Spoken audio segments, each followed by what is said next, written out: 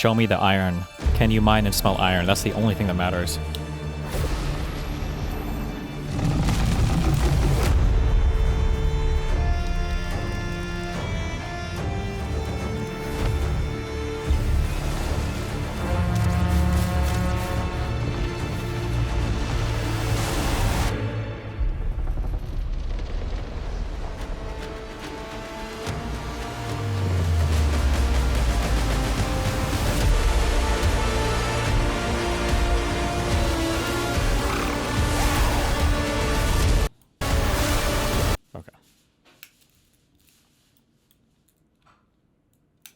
Oh boy. There was a thumb on the scale for the president's version of events that I felt was a level of political influence that I had never seen in 37 years at CBS News. I'm Lulu Garcia-Navarro, and this is The Interview. It's hard to overstate the impact of 60 Minutes on journalism. And that's what cigarettes are for, most certainly. It's a delivery device for nicotine. Most people in this country think you are the face of evil, don't they? I'm just being me. Since its debut on CBS in 1968, it's been the home of some of the most famous and lauded journalists. I ask you, as an American, from Mike Wallace and Ed Bradley, mortar shells going off, to Leslie Stahl, Anderson Cooper, and until this past week, Scott Pelley. We don't torture people. Khalid Sheikh Mohammed, we don't torture people. Waterboarding, we do not. I don't talk about techniques. Pelley was fired after an explosive series of events and much turmoil at CBS, including a controversial financial settlement with President Trump, the sale of the network to David Ellison, and the appointment of Barry Weiss to lead CBS News. She was putting a thumb on the scale on behalf of the administration. Pelley, along with a number of other 60 Minutes correspondents who were fired, have now accused Weiss of editorial interference and bias, charges that CBS and Weiss deny. We've included a fuller statement from CBS News at the end of the episode. This is Scott Pelley's first sit-down interview since he was fired. Thank you so much for coming in. I know that this is a very difficult moment. Did Tiny cover on stream his tweet about the White House website attacking Brian Tyler Cohen, Pac-Man, and the Twitter twin guy? No. I mean, what do you want me to say about it? It's bad. It's crazy, but like everything that this administration does is crazy. I don't know if other people have spoken about it as much. Oh, this tweet blew up good. Fuck these guys.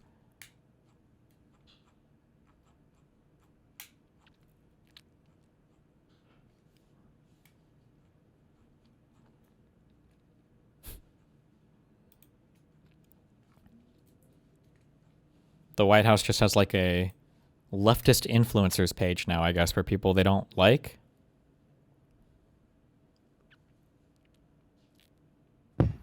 Problem? Just fucking insane. Jesus Christ. So far, Brian Tyler Cohen is on here. I don't know what headquarters means. Is this a media outlet? I don't know. Yeah, David Pac-Man is here. Ed Krasenstein is here. Pretty insane, but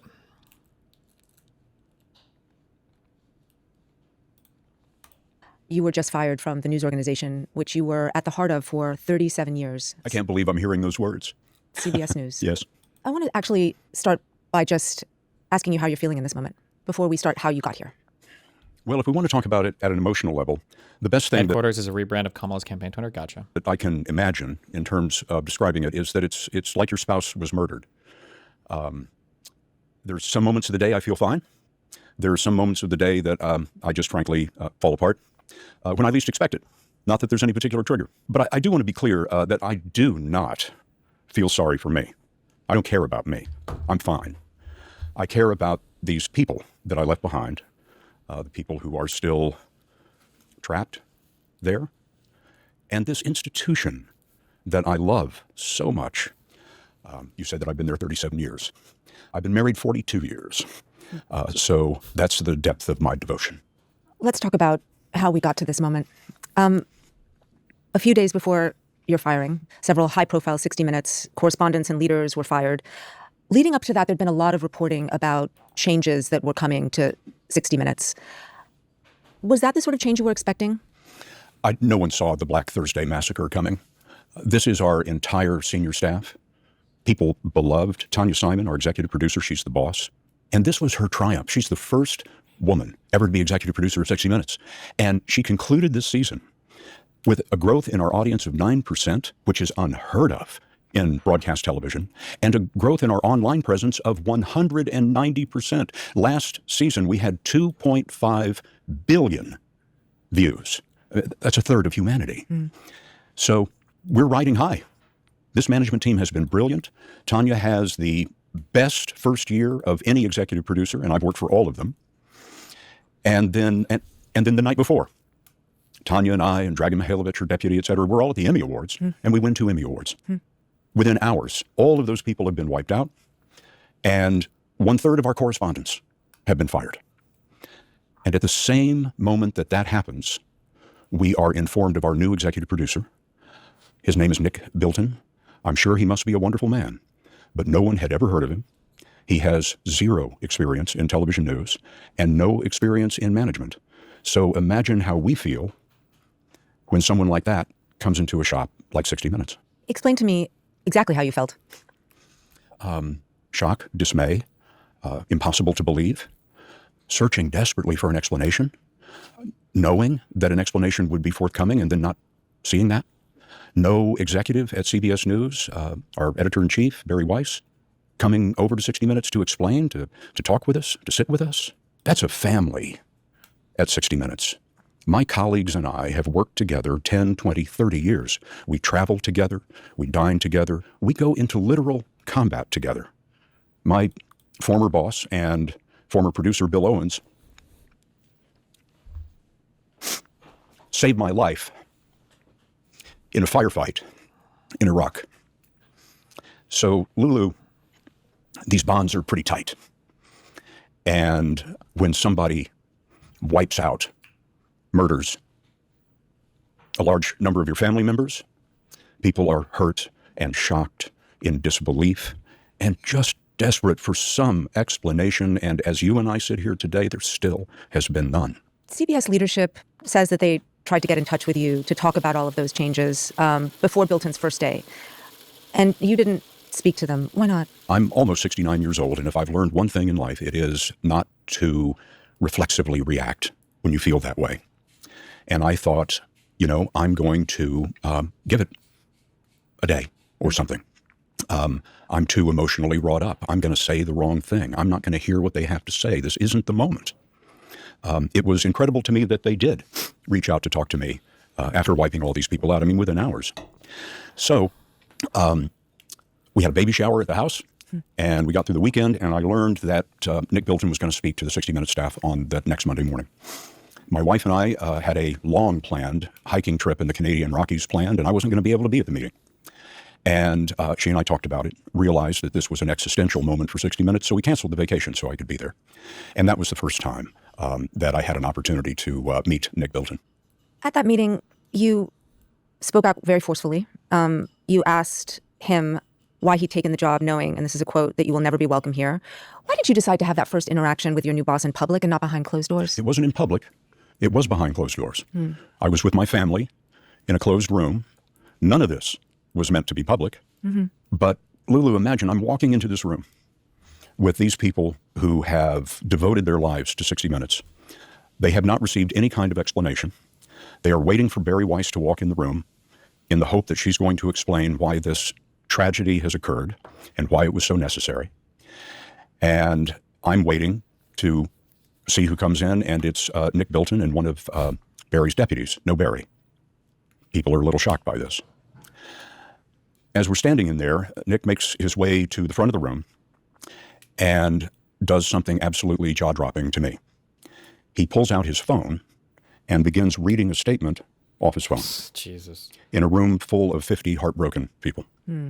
The callousness, the tone deafness of that, you could hear the groan in the room when that happened. They put out a big spread of bagels, like we were all going to feel better. And also, if I can give you a little bit of context. Please. What had happened a couple of days before the meeting was so critical. Nick Bilton wrote an email to the staff, sort of introducing himself. And it was so insulting to the staff and so insulting to the history of 60 Minutes. He told us in that email that it wasn't 1968 anymore. And he helpfully noted that gasoline doesn't cost 32 cents anymore, and suggested that we had all been frozen in amber in 1968 when the program first went on the air, and that nothing had improved. And he said in his email that it was, quote, strange, end quote, that 60 Minutes is only on the air at 7 o'clock Eastern Time on Sunday once a week. When we've been on the air 24/7, globally, online, for well over a decade. It betrayed the fact that Nick Bilton didn't know anything about us, didn't know anything about our culture, and yet was being imposed on us as our new executive producer, our new leader. So people read that memo. It's very concerning. It's heartbreaking. It's hard to compare this to anything other than something that actually could happen to your family. It's a very loving and empathetic organization. And we were met with cold, callous indifference to what anyone thought. Why did you feel that you were the person that needed to get the answers to the questions that you had and everyone had at that meeting? I mean, Why they did you gave feel a compelled to bagels, speak right? up? It was fate. First of all, our entire senior staff had been wiped out. They're not there. I looked around the room. I'm the only correspondent there, which surprised me very much. I learned that my colleagues were out shooting stories, as they should be in the month of June. But I'm the only correspondent there, which surprised me. And I looked around at my friends and colleagues in the room and realized I was the senior person. Only I could do it. None of them could be asked to take that risk. So when I saw Nick Bilton's email and then saw him reading to my broken-hearted people off his phone, I felt that somebody had to stand up for the broadcast, not just the broadcast, but the people. There are people in that room who go to war zones when they are pregnant. Sheesh. Newsrooms are sort of like the military or the police or the beautiful people at the FDNY down the street. It is a life-threatening job in many instances. And very strong bonds, very emotional bonds are found or are developed in that kind of setting. And to have people running CBS News who don't know that, have never felt that, and don't understand it is a tragedy I never expected to see. This is what Hassan experiences when he goes out in his press vest, by the way. He has that bond. Hold on one second.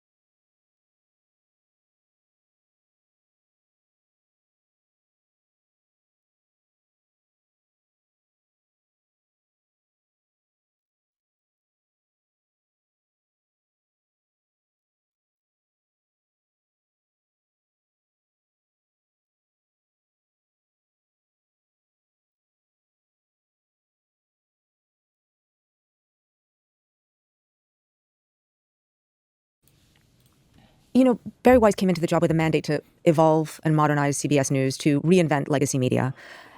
In that meeting, you said Weiss was, and I'm quoting here, murdering 60 Minutes, language that you've used here. Can you explain to me what you mean by that? You're using words like massacre, murder. What do you mean by that? It was the wholesale nature of it.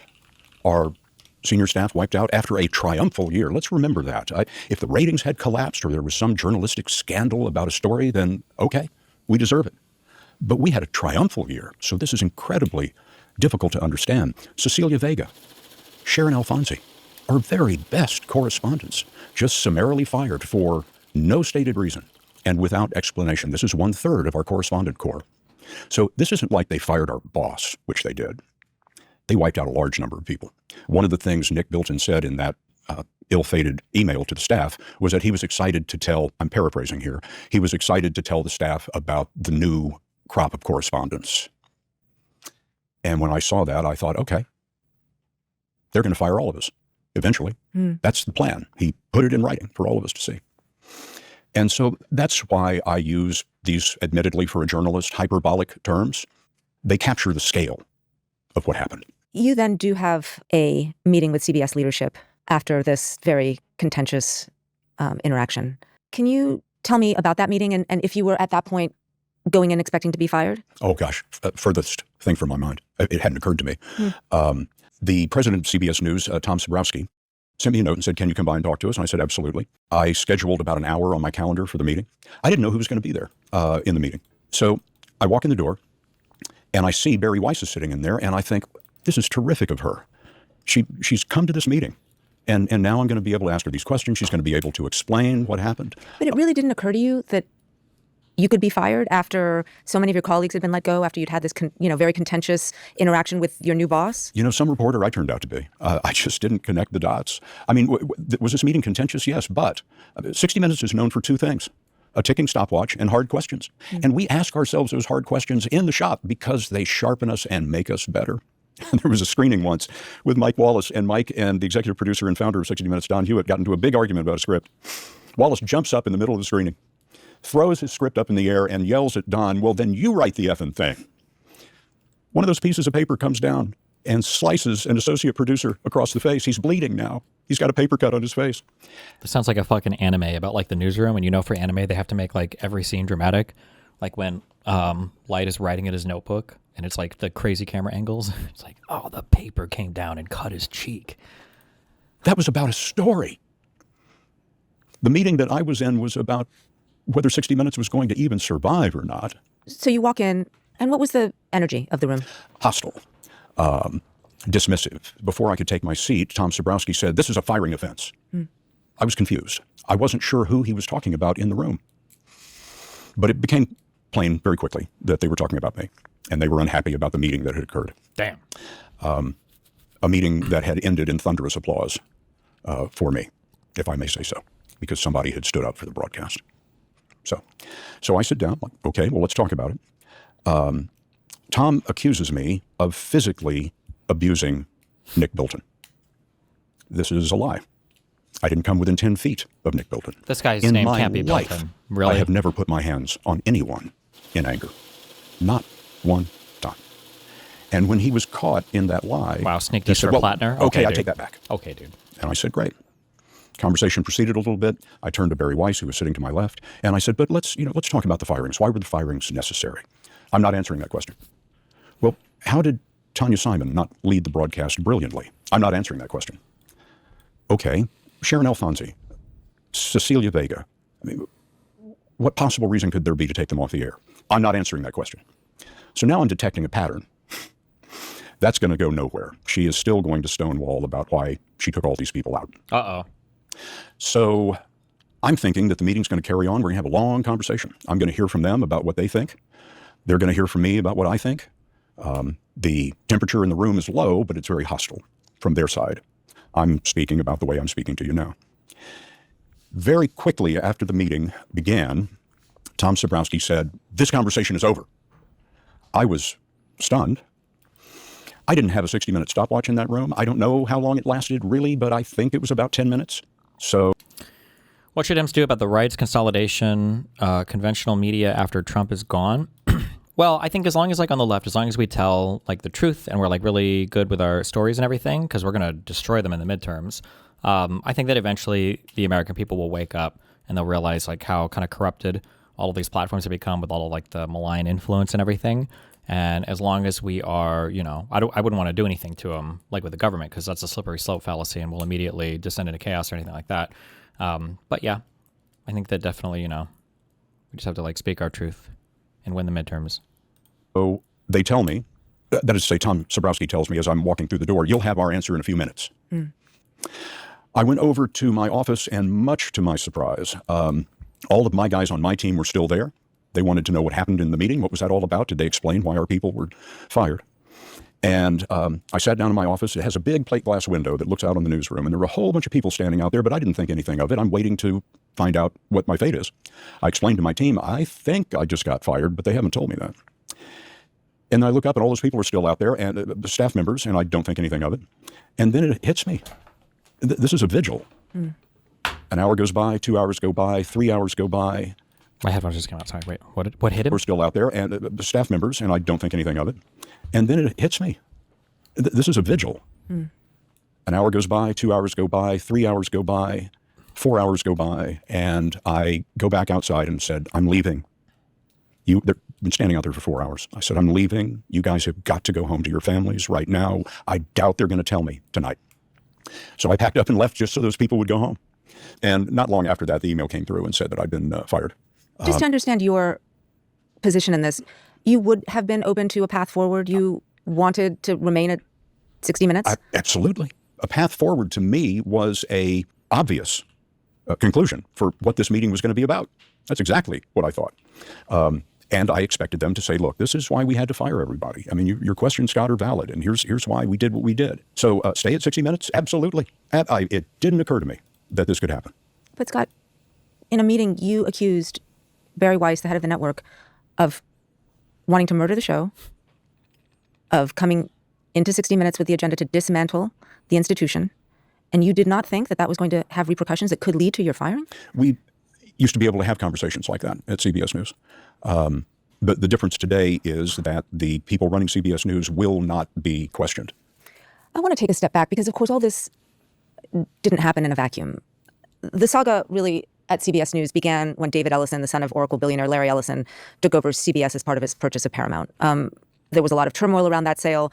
The longtime previous owner of Paramount and CBS, Sherry Redstone, told my New York Times colleague that she sold the company to Ellison in part because after Hamas's attack on Israel on October 7th, she wanted to devote herself to causes around Israel. I'm sure there were other reasons as well. Did you ever speak to Ms. Redstone about the sale, and how did you feel about it? I didn't speak to Sherry Redstone about the sale. I felt the sale was very necessary. The company was in financial trouble. It wasn't clear what our path forward was going to be just as a company. Mr. Ellison came in with a lot of money behind him, a young man of vision, and I thought this is going to be very good for all of us. The very last thing that the previous ownership did was pay a multi-million-dollar bribe to the president to settle this frivolous, ridiculous lawsuit. And very shortly after that, somehow, the Trump administration approved the sale. So that lawsuit against 60 Minutes... There's like, I mean, there's like so many times this has happened. You can't even count at this point. I'm trying to remember which corrupt, fraudulent lawsuit was settled. Was this the one about when the guy said that, was it one of the anchors claimed that Trump raped E. Jean Carroll, or that the judge found that the Trump had raped E. Jean Carroll? Was this one of the lawsuits that we're talking about that was settled and then the merger was approved? No, that was ABC. Oh, fuck, that was a different one. Which lawsuit was this one in reference to? Oh, this was the one where they had a different answer from Kamala, or they had edited up a little bit for like a Twitter clip, and then Trump claimed that they were colluding with Kamala's campaign in order to edit it to make her sound better. And he sued them for that. I don't even know what the fuck. I don't even know how he would have standing for that lawsuit. How did he have standing for that lawsuit? I don't even fucking know. I've never even seen the original filing on that. But that's the one they settled. Okay. Based. Had caused a great deal of... Can somebody link the court reporter on that? I'm just curious what the complaint said. What were the causes of action at the bottom? concern in 60 Minutes. Paying the bribe broke our hearts. No lawyer thought that was necessary, but they did it to get the sale through. And at that point, my colleagues and I thought, great, that's behind us. We have bright new leadership with financial resources. We're in better shape than we were before. That was the theory. Just to give the context here, President Trump had sued 60 Minutes over an interview with Vice President Kamala Harris during the 2024 election. As you mentioned, Paramount under Sherry Redstone settled the case, even though many legal experts believe that there was no merit to the suit, and they paid $16 million to the president. Paramount denied that those two things were linked, that payment and then the deal going through. And correct me if I'm wrong, am I hearing you say that you supported the sale to Ellison? Had you lost confidence in the leadership of Sherry Redstone at that point? They bribed.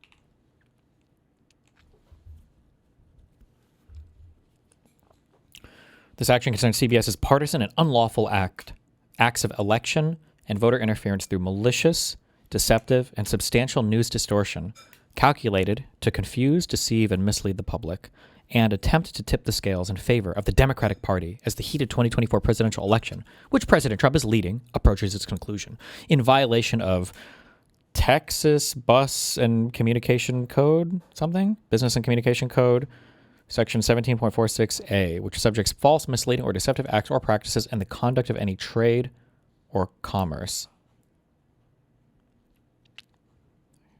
Gotcha. Jesus Christ.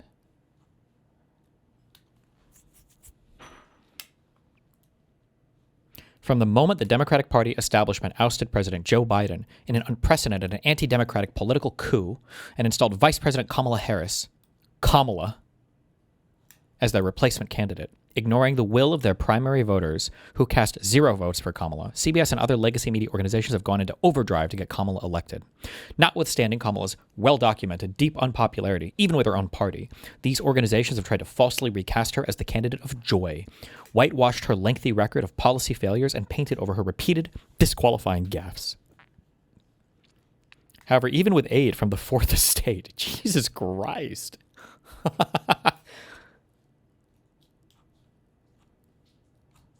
My God. They settled this for $16 million. Good one. And then after that, the merger got approved. Not that those two things are linked in any way, size, shape, or form, of course.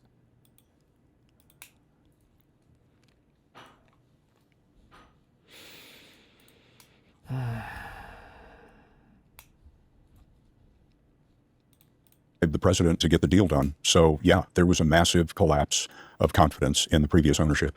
So the deal goes through and Ellison takes over. What assurances, if any, did you get from David Ellison and the new leadership that there wouldn't be interference at 60 Minutes? Did you ask for those assurances? Did you speak with David Ellison?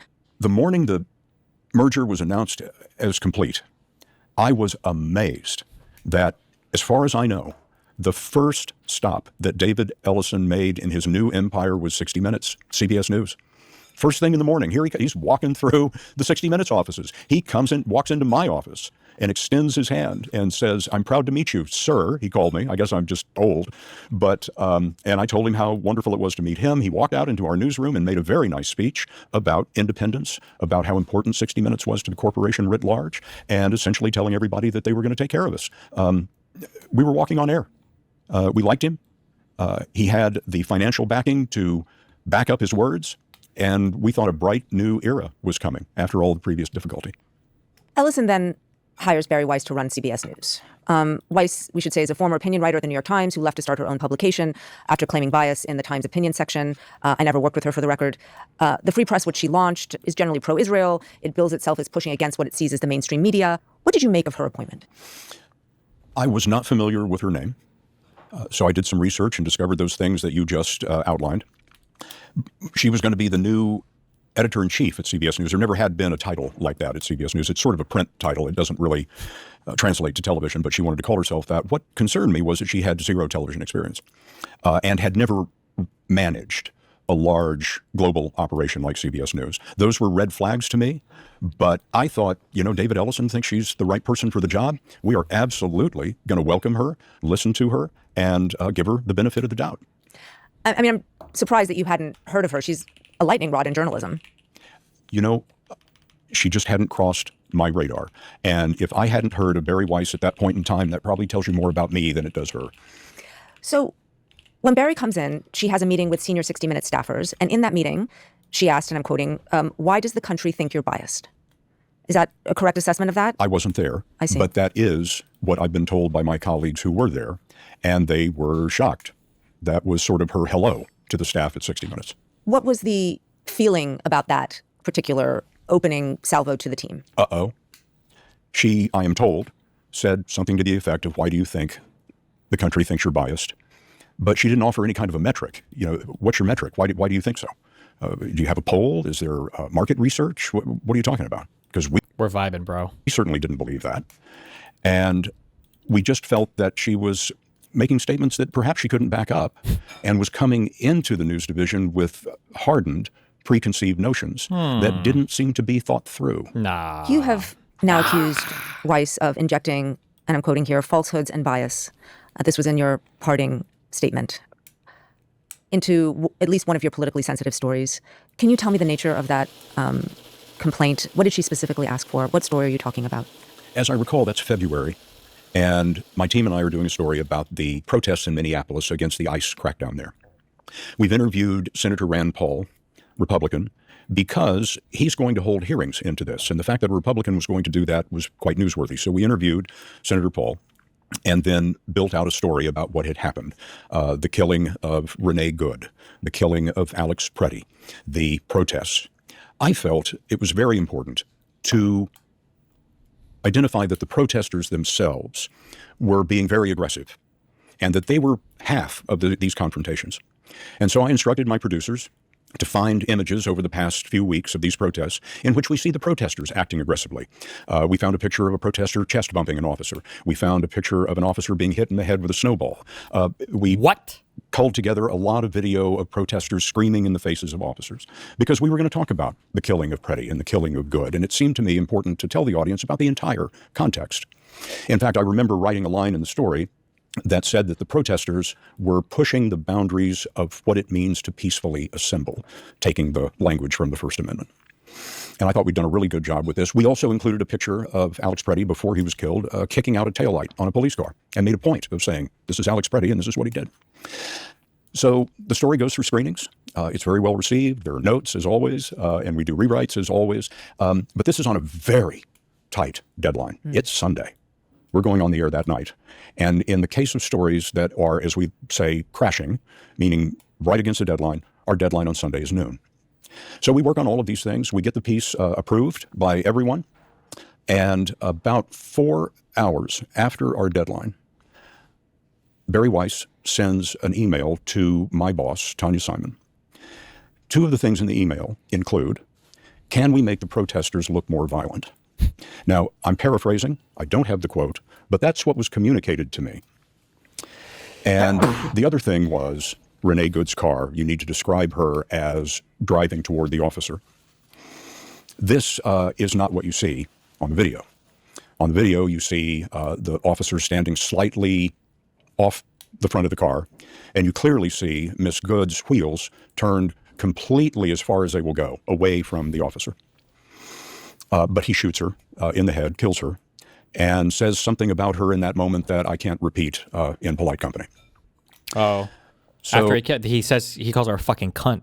Doesn't he say that, the officer, after he shoots and kills her? Fucking bitch, I think. Was it a fucking bitch? Oh. Yeah.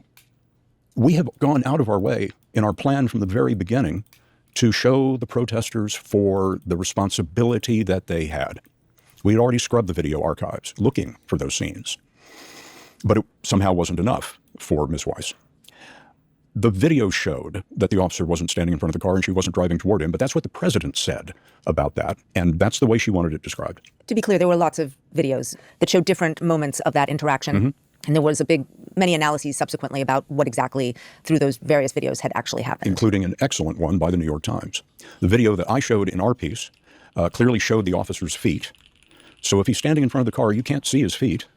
And it very clearly showed that the wheels were turned away from him, what appeared to be the maximum turn until the wheel had stopped. So you get those suggestions, feedback from the sort of editorial chief of CBS News. What did you do? I mean, did you do as she asked?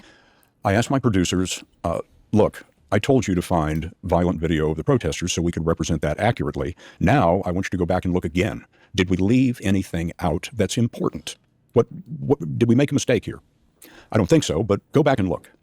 And then I sat down with a video editor and I went over the video of the Renee Good killing over and over and over again, stop motion, slow motion, etc., and realized that the event was not as the president said and not the way Bari Weiss remembered it. And so it's late. Our deadline was noon. It's now almost 5 o'clock. That's dangerous as hell. And so I decided that I wouldn't do those things.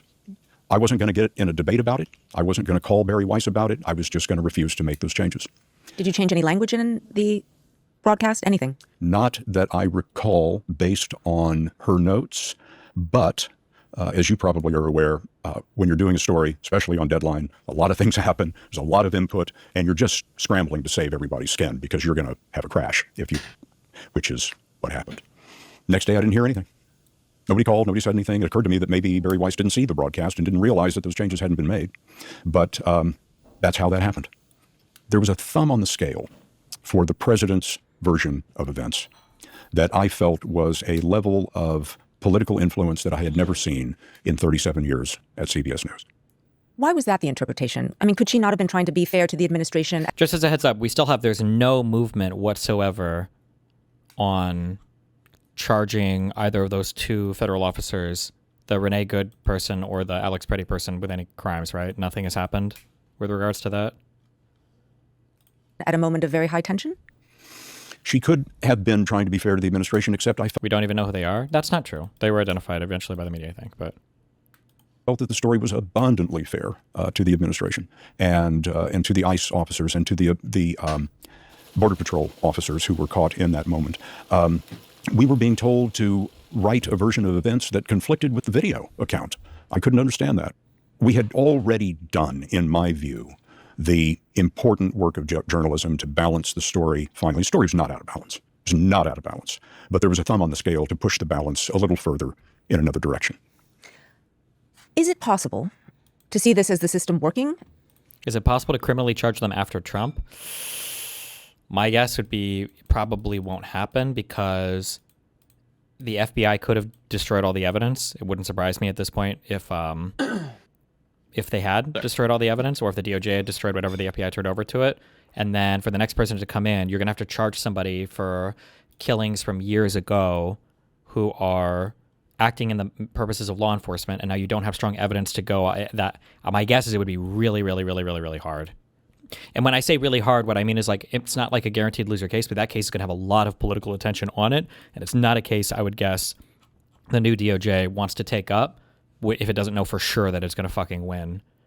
Because that's like a charging prior officers like that with murder and then losing that, it would just be humiliating. It would be terrible. So she had notes. You felt they didn't make sense to take. The piece ran, and there was no retaliation. Well, it was the interference that's a problem, especially in a story that's been approved by the top editors. And the bigger problem, Lulu, frankly, is not any kind of political influence. The problem was the incompetence. You don't break a deadline. Now, this is 4 hours after.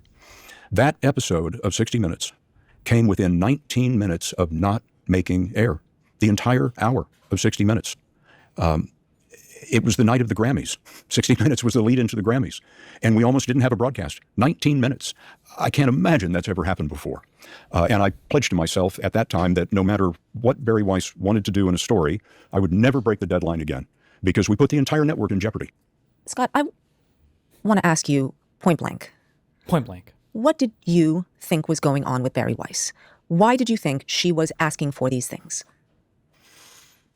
The impression that I had at the moment was that she was representing, let me try, I need to be a little bit careful here because I don't want to be hyperbolic. Oh. My impression at the time was that she was putting a thumb on the scale on behalf of the administration. Just constantly looking out for the views of the president. We're reporting those views. There's nothing wrong with reporting those views, but it was never enough.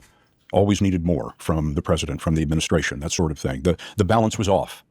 We've been working for balance for decades, and for the first time in my career, the balance was off. I mean, we should say Cecilia Vega, who was recently fired, also alleged interference in 60 Minutes after she was let go. Sharon Alfonsi as well. You are now doing the same. These are three highly respected, longtime journalists who are basically echoing the same claim. CBS has denied any bias or interference, saying in a recent statement that changes and disputes were merely the, quote, normal back and forth between editor and correspondent that happens in every newsroom. I just want to pause before we go on. A more generous interpretation of Weiss's tenure might be that her missteps have been due to a lack of experience, not deliberate bias or malice. You know, just thinking again about your comment about her murdering 60 Minutes, could inexperience be the real problem and less a conspiracy to do away with CBS News? I think inexperience is the larger part of the problem.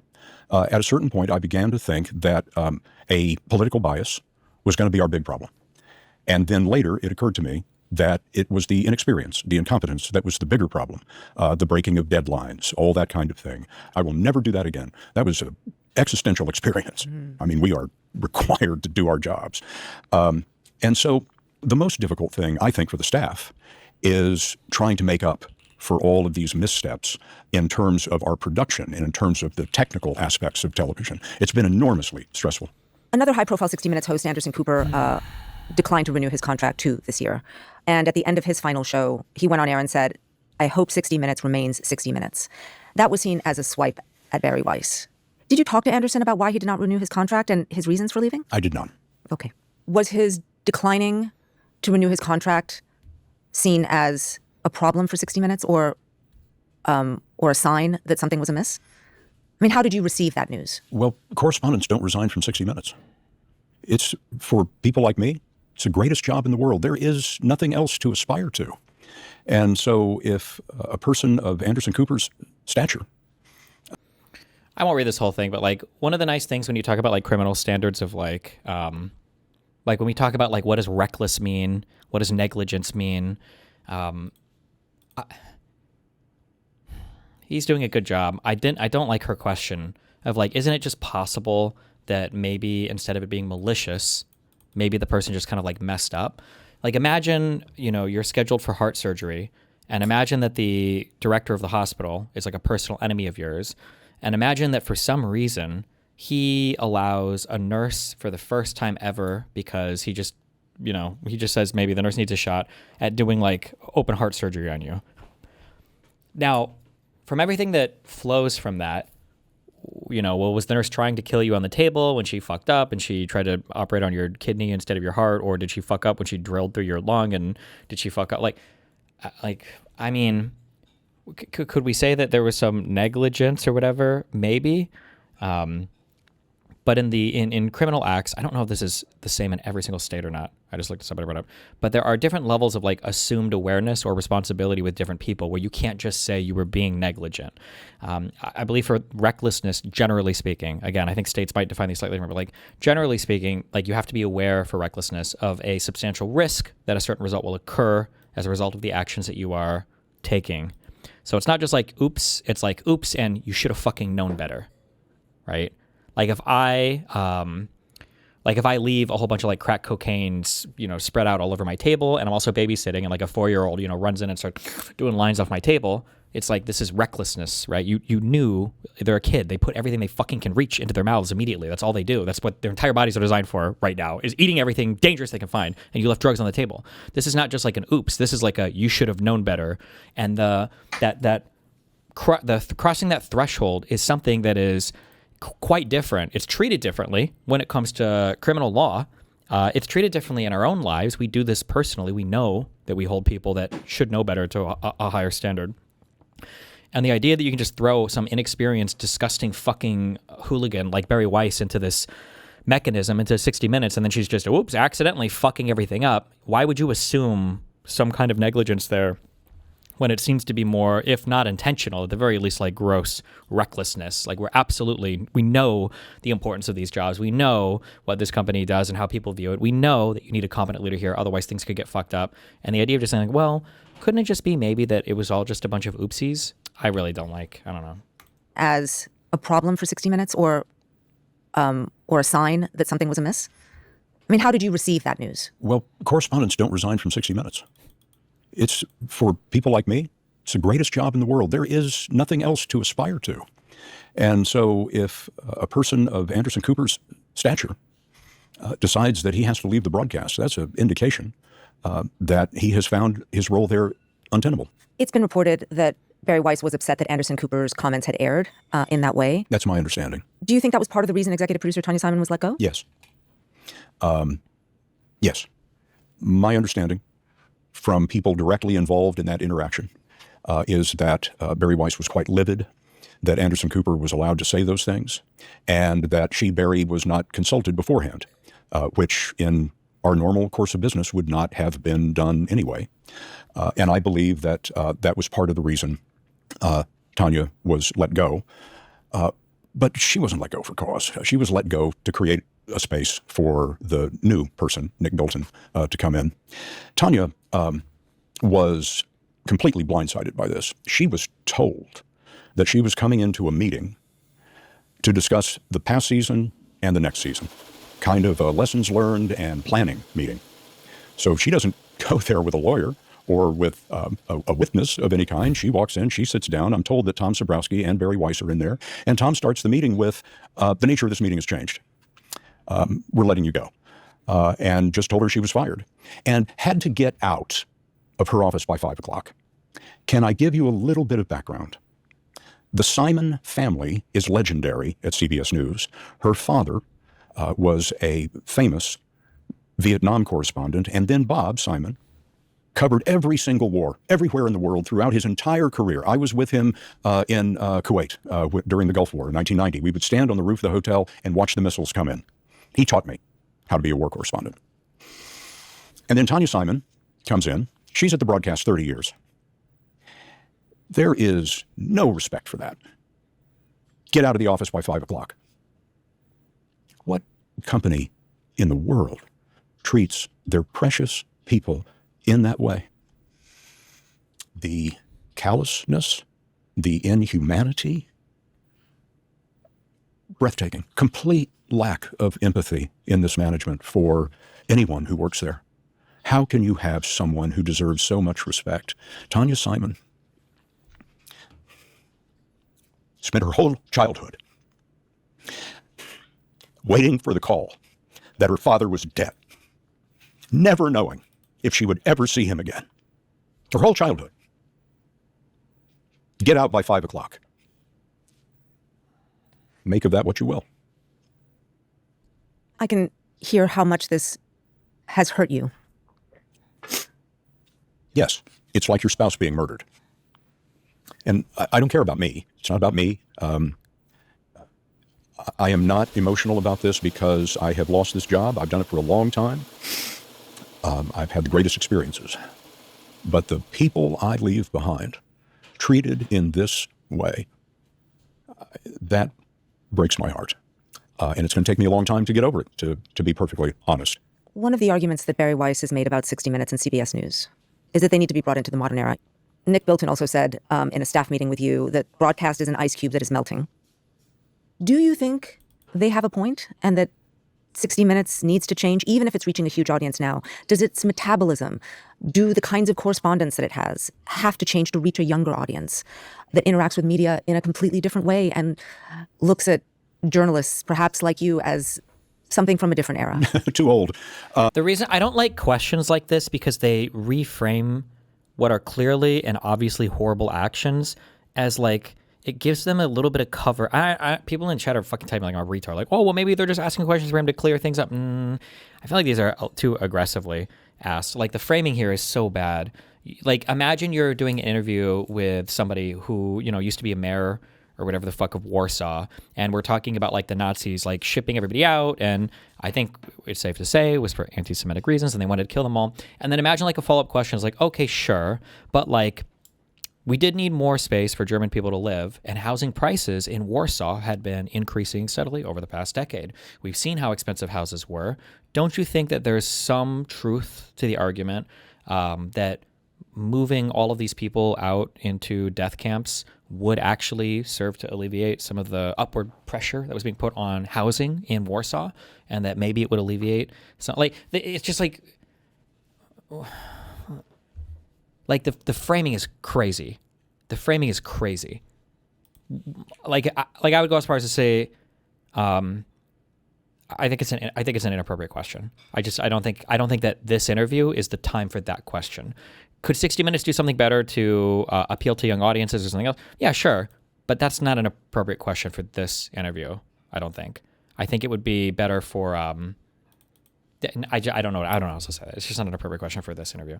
Change to reach a younger audience that interacts with media in a completely different way and looks at journalists, perhaps like you, as something from a different era. Too old. Of course, we have to reach out to a younger and younger audience. But their argument about joining the internet age is just disingenuous. It's almost as if Barry Weiss and Nick Bilton were sealed in a time capsule in 1990, and it just cracked open. They've just discovered the internet, and they're running around telling everybody how important it is. At CBS News, join the fight. We started our first 60 Minutes online show, 60 Minutes Overtime, in 2010. I shoot TikTok verticals, or I used to shoot TikTok verticals on every assignment. I shot material for overtime on every assignment. We're there. We're everywhere. So you don't think 60 Minutes needs to change? My point is... I don't know. I think these are just inappropriate questions. Is that 60 Minutes is constantly changing, constantly innovating. So I just find the charge that we at 60 Minutes were frozen in amber in 1968 and nothing's ever changed since then. I find that absolutely absurd, and the kind of argument that would be made by people who just don't know what we are.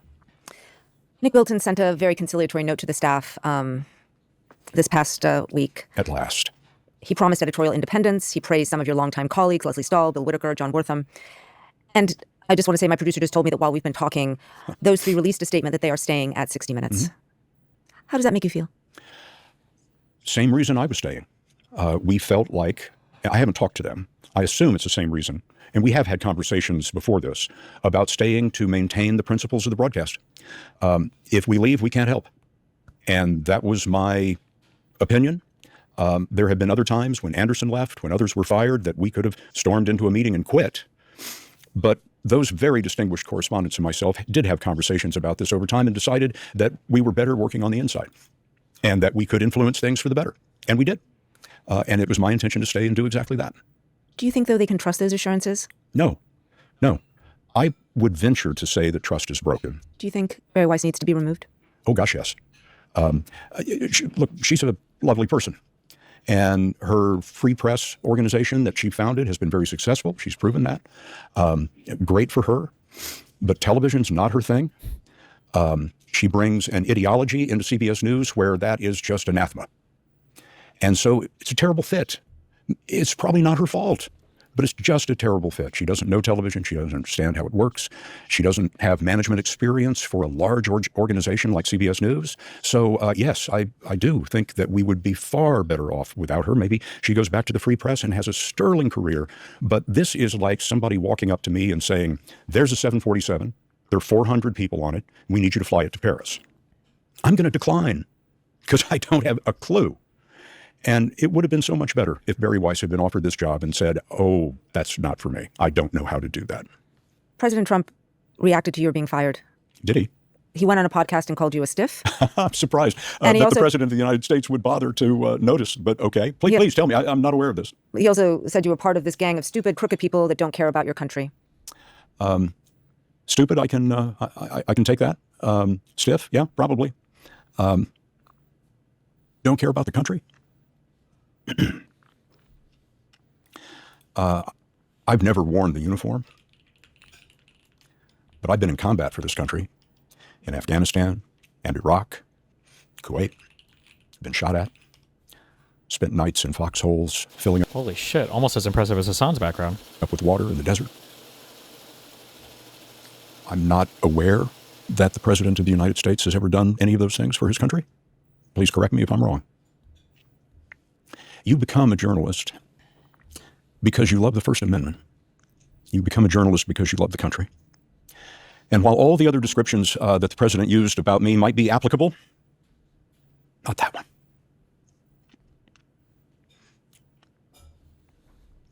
There is no democracy without journalism. It can't be done. True. And that is why I am a journalist. Last few questions. You know, on Fox News, they're going to just run the parts where I'm crying and say I'm a lunatic. It's the era we live in. It is the era we live in. Wait, one sec.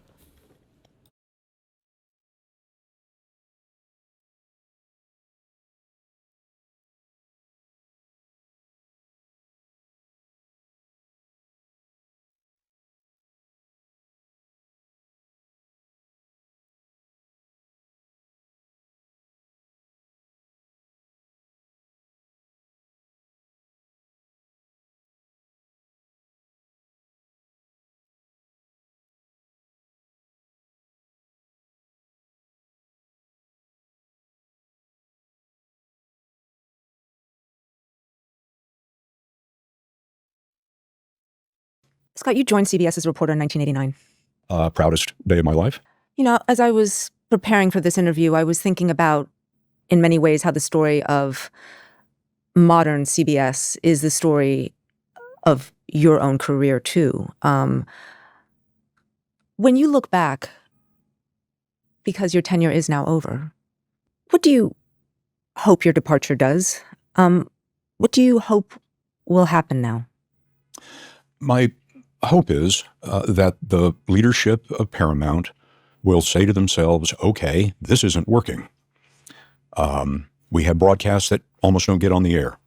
We have respected journalists saying that there is a thumb on the scale for one political party over another.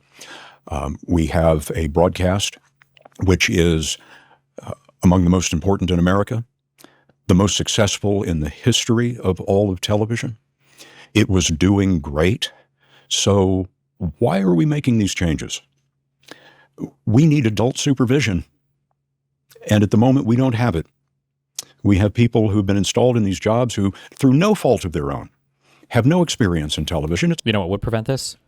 Businesses not being allowed to buy other businesses. They should have been their own independent company with no horizontal, vertical, no buying other businesses ever. No more. It's not their fault, but they don't know what they're doing.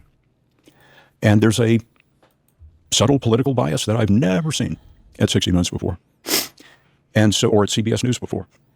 And so that is my hope, a return to sanity. Like, I appreciate and I love these people, but they're not, I hate to use this fucking phrase, it's so cringe. When I say they're not meeting the moment, like, Barry Weiss is a political operative. She's a fucking stooge. She is a henchwoman for the Trump administration to destroy any media that's not favorable to him. Like, that's what's happening. And the way that this is presented, and I don't even necessarily fault him nor the interviewer. Like, I don't like the framing of the questions, but I don't think she's trying to be malicious at all. But it kind of sounds like it seems like we're at the early stages of some kind of not great influence that might be happening at some of our media corporations due to undue pressure from the administration. And it's like, well, no, what we have are political operatives that are being sent into newsrooms to dismantle them because the president is unilaterally using his ability as the chief executive to bring the weight of these executive agencies like the FEC down or the FCC down onto these other corporations to bend them to his will. Right? It's like Hitlerian, as some might say. It's so much worse than I feel like you would walk away from this thinking. Again, I don't necessarily fault either of these people, but none of this is like on accident or due to incompetence. It's all intentional. A return to honor, a return to courage. We used to have all of those things in abundance, and now we don't. We can save this. It's possible to land this plane. But right now, CBS News, in my view, is on fire. Scott Pelley, thank you so much for coming in today.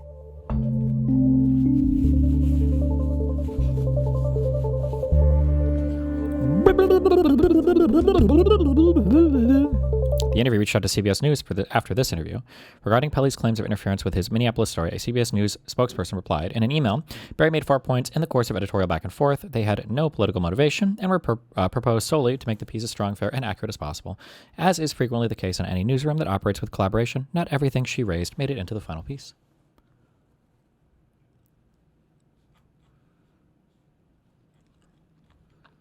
Somebody said they do an interview with Tucker Carlson.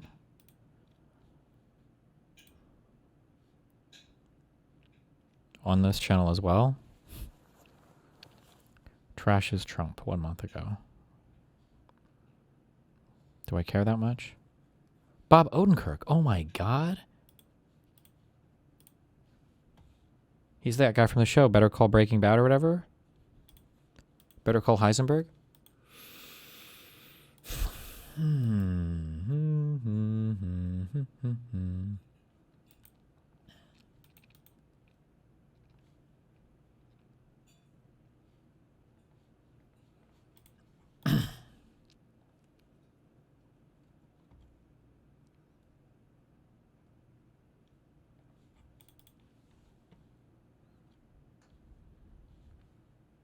Have you seen Mira's tweets today? This is the Twitch ex-girlfriend from Mitch or whatever, right? She's just like a right-wing rage baiter account. You can get so many followers just doing right-wing rage bait. She probably doesn't even believe the shit she says. It's just right-wing rage bait. I feel like other people have admitted this before. That it's like if you want to create a fake account and get a bunch of followers doing conservative rage bait is the easiest way to grow really fast.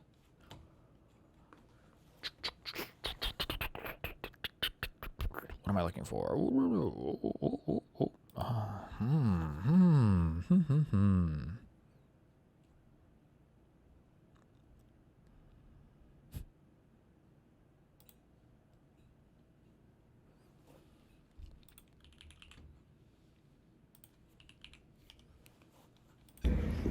Man, all these Republicans voting to send more money to Ukraine. It's unbelievable. All the Democrats, and from what I counted, 19 Republicans voted for that. Unreal. Wow. Keep you posted. Oh. Keep you posted. Okay. Thanks, Chief.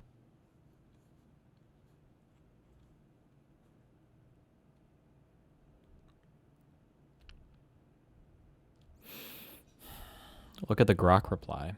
Grok, who was the only Republican to vote against the Epstein File Act? Representative Clay Higgins was the only Republican and the only member of the House to vote against the Epstein Files Transparency Act. The bill passed 427 to 1. Damn. Sheesh.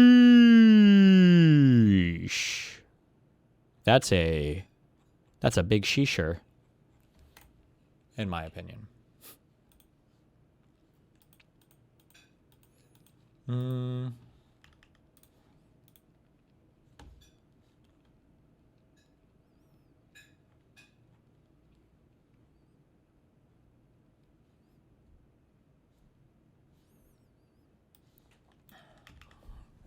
Oh fuck, I can't do this like this.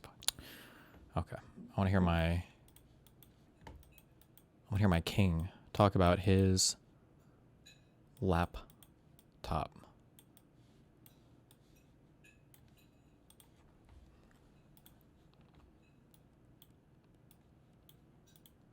You know why Twitter took down that story? What I can tell you about the laptop is that there is no laptop. There was no laptop. What they did is they cobbled together stolen, concocted, fabricated mishmash of digital information, largely which is thousands and thousands and thousands of emails from 25 years. I mean, no laptop could have held all of that. The only thing that he can think of doing is calling Rudy Giuliani. He's a laptop repair shop owner. Nothing criminal, other than, obviously, drug use. It had naked pictures of me in there. And under the terms of Twitter, they took it down. So what I can tell you about the laptop is that there is no laptop.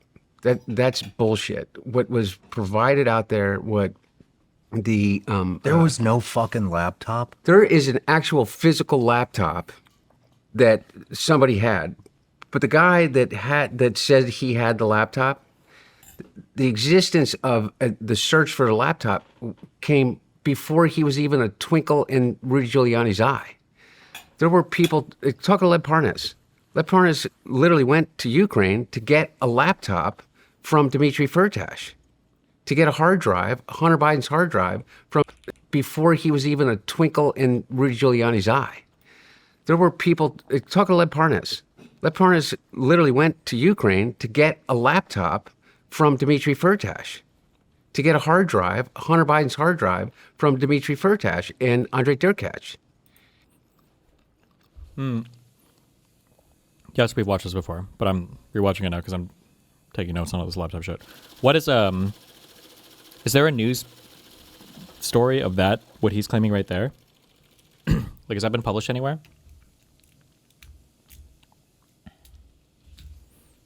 I can't spell the fucking names he's saying. Dmitry Firtash, Hunter Biden hard drive.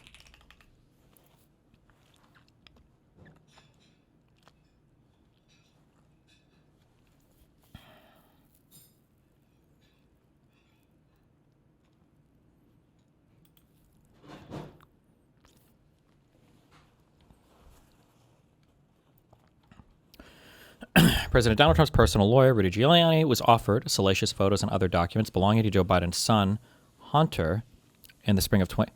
Oh, fuck. When was Comey fired? No, I'm trying to think of the timeline on this. I should know this more.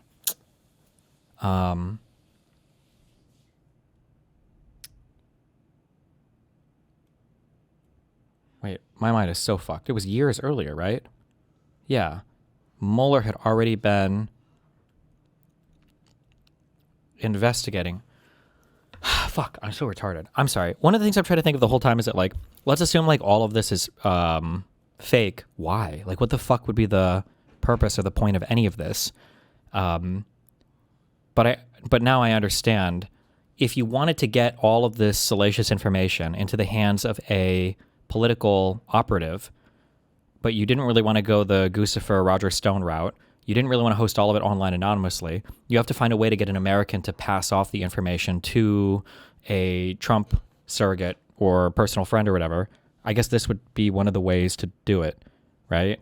Is a guy drops off a laptop at a repair shop, and the hard drive just happens to be full of a bunch of salacious stuff with Hunter Biden. The laptop owner just happens to be a guy who is like believes in the deep state and is super fucking conspiratorial, and then makes a copy of the drive and contacts Giuliani and everything else. Now you have like a clean American chain of custody, and there's no like foreign interference with any of it.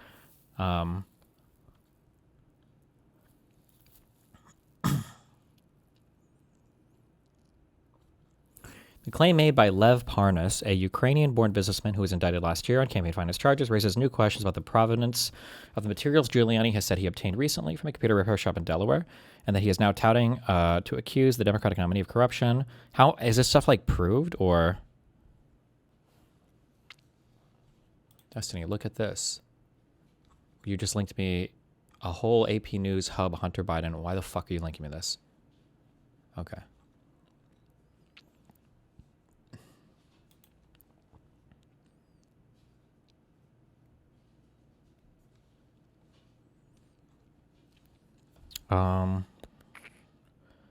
Parnas, who collaborated with Giuliani on the former New York mayor's quest to find damaging information on the Bidens beginning in late 2018, now says that similar materials were being offered. Parnas isn't the lawyer. No. Fuck. When did the weird Trump Tower meeting happen? That was in 2016, right? This guy wasn't involved in that at all, right? I think they would be saying it.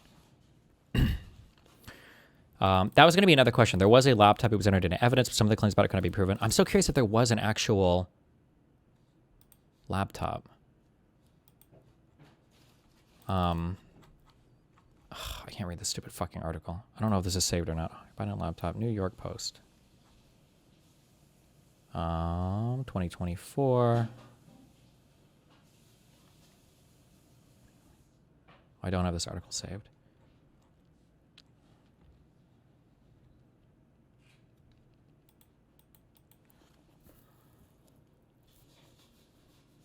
Democrats and former intelligence officials have raised questions about the Biden documents, alleging the leak of the materials could be part of a wide-ranging Russian effort to interfere in American politics on Trump's behalf. Neither Hunter Biden nor his lawyer have confirmed the materials are real, though the FBI has indicated it now has custody of the younger Biden's laptop hard drive. Where has the FBI indicated that? Is this like a public statement, or I'm very curious what that was?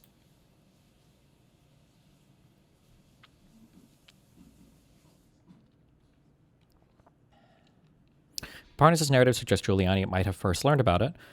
Might have first learned about at least some of the content on the so-called hard drive from hell through other means, from Ukrainian contacts searching for help and fending off any legal issues with the Justice Department. And as Giuliani embarked on a mission to get his hands on the materials, other actors in Ukraine were trying to profit from them. The computer repair shop owner, a Trump supporter named John Paul Mac Isaac, has told the following story. An unknown man dropped off 3 damaged laptops at a store in April 2019 that did not return to claim them. Isaac surmised the laptops belonged to Hunter Biden, but he could not reach him to return the devices, so he made copies of the hard drives and shared them with an attorney for Giuliani, according to accounts he gave the New York Post and the outlet. Technically, it was only one hard drive. They're a little incorrect here, but okay, whatever. He also, at some point, engaged with the FBI, though he's given conflicting accounts of whether he first contacted the Bureau, vice versa. According to Parnas, Giuliani was first told about these explicit photos, which he said included pictures of Hunter Biden with a crack pipe in his mouth and engaging in sexual acts of private communications pertaining to Hunter and Joe Biden on May 30th, 2019. May...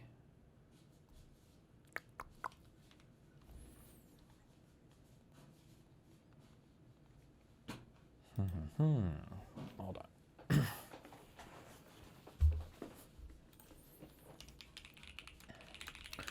Around this time, so told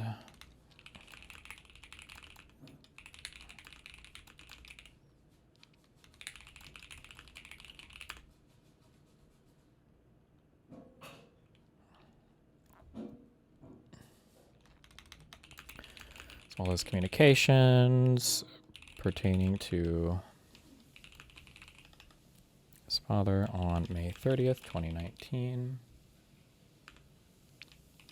This is according to, what's this guy's name?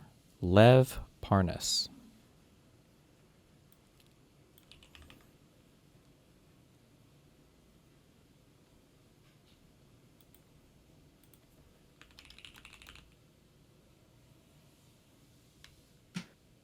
What, Mooten? I'm gonna go on a walk. I'll be back in a bit. I don't care. Get out.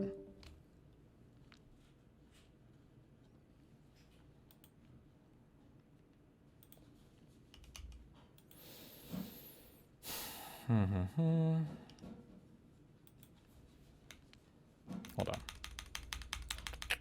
This was a claim made by.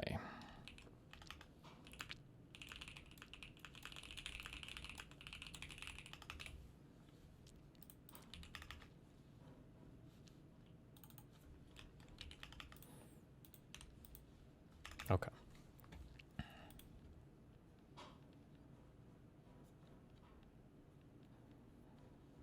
Interesting.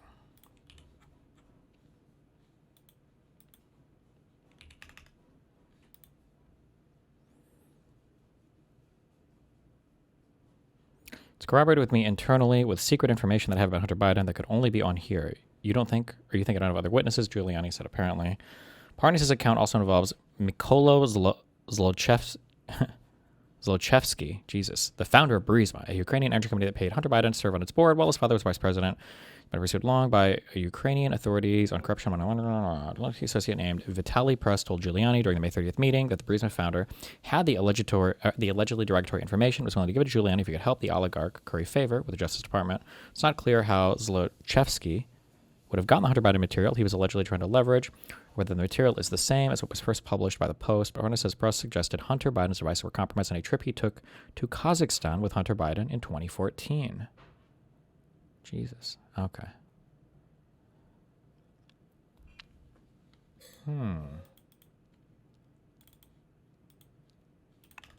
In Ukraine, in Austria, 4 months before John Paul McIsaac nobody ever existed.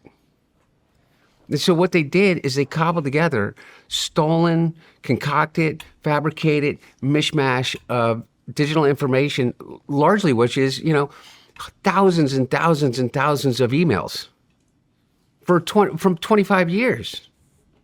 I mean, no laptop could have held all of that. And so what they did is they put it all together, and then they talk about it. I mean, John Paul McIsaac, who is literally blind, there's no videotape of me ever dropping off a laptop. There's no, so whatever. You never dropped off a laptop? I have no recollection whatsoever of ever dropping off a laptop to John Paul McIsaac, to his shop. And so what he did, though, let me just put it this way. Say I took my laptop in to get repaired, okay? And you're John Paul McIsaac. And what he says is he reads and he goes to repair the laptop, but then he starts to read the files in the laptop. And he reads a file and he sees files. Also, he keeps saying no laptop could have held it. If it's a special laptop from hell, it could probably hold a lot more than whatever the current tech would have allowed it to hold, right? About Burisma.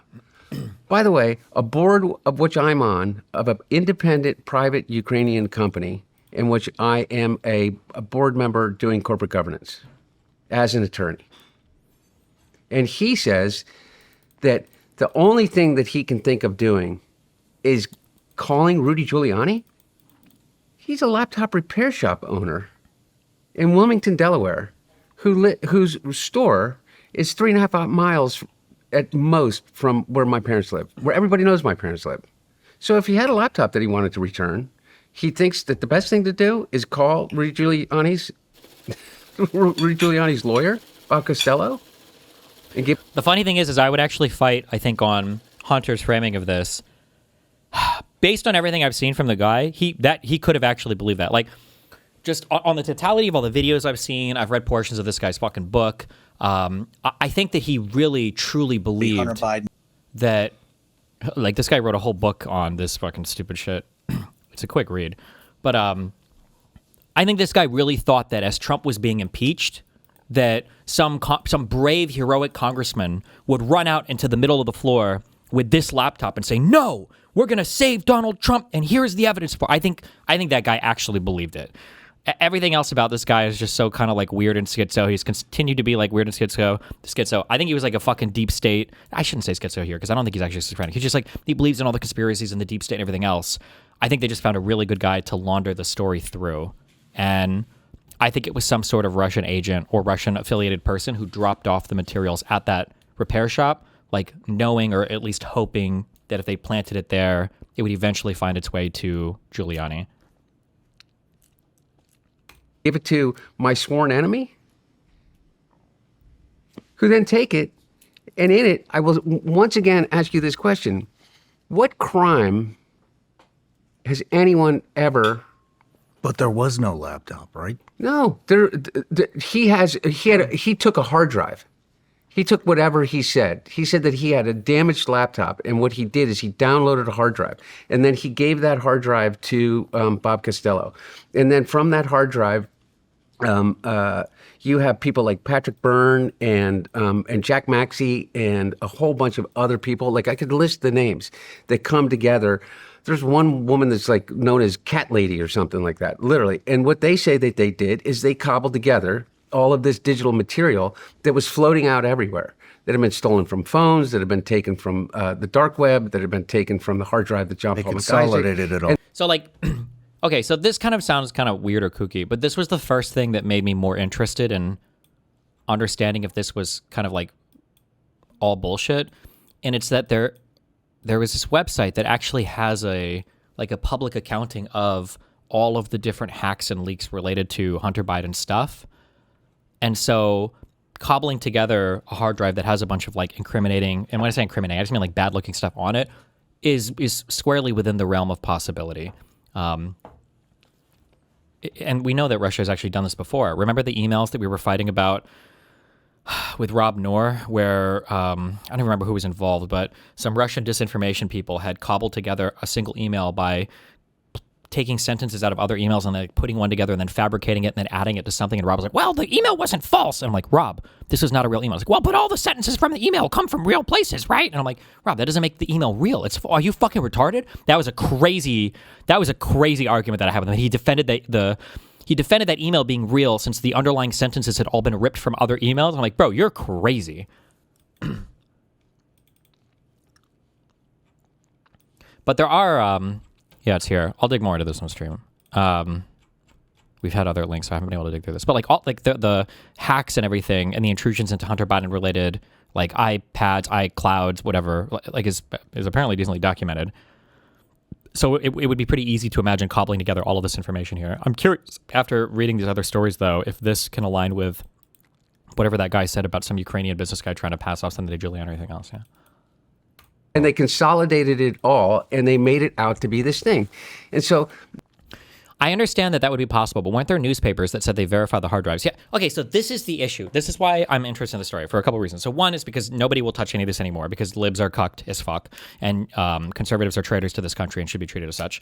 Okay, but the other part is that like technology, people just don't really understand it that much, and I don't think people understand how you can put together like a fake thing showing all real stuff, right? So Apple backs up a lot of stuff on your computer automatically sometimes with iCloud. Let's say that I hack into your iCloud, okay? Let's say that I have the password or I've got a dump from it or whatever else. Let's say that I want to disseminate your materials online. What I could do is I could buy a laptop. I could make the user login, Hunter Biden, 6969, and then I could sign into that laptop, and then on the laptop I could sign into your iCloud account, and then I could download all the materials onto the laptop, click and drag them around the desktop, whatever else I want to do, whatever else I want to disseminate there. And then I can take that real laptop, it's a very real laptop with a real hard drive with real data from you on it, and then I could give that to somebody else and say like, oh, hey, look what I found. And there is no forensic analysis that you can do to be like, oh, it's all fake. Well, actually, that's not strictly true, but I'm just saying that like, whatever analysis you do is going to have to go into like very deeply like, well, how did the materials get on this laptop and who actually owned it beforehand? Because the files on the computer will be yours. They're synced from an online backup. And the laptop itself will be real. It's a real life laptop. And the files can be bad or incriminating because they're your real stuff. So like, it's possible to do this without, yeah, it's just, there could even be a real laptop, but it still wouldn't necessarily mean that it's Hunter Biden's. even if it did have real Hunter Biden files on it. But I don't know how many like reporter type people like understand all of that, because the way that I see people talk about stuff sometimes it makes me wonder. So, yeah. Stolen from phones that have been taken from the dark web, that have been taken from the hard drive that John Paul consolidated it all. And they consolidated it all, and they made it out to be this thing. And so then the story doesn't become about the laptop at all, because there's nothing in the laptop other than a record of me being a degenerate drug addict at the worst moment in my life. At the worst moment of my life, of people clearly, me not taking selfies, of people clearly taking pictures of me in the rooms that I found myself in, smoking crack, doing drugs, doing whatever. Based. Just kidding. Nothing criminal, other than, obviously, drug use.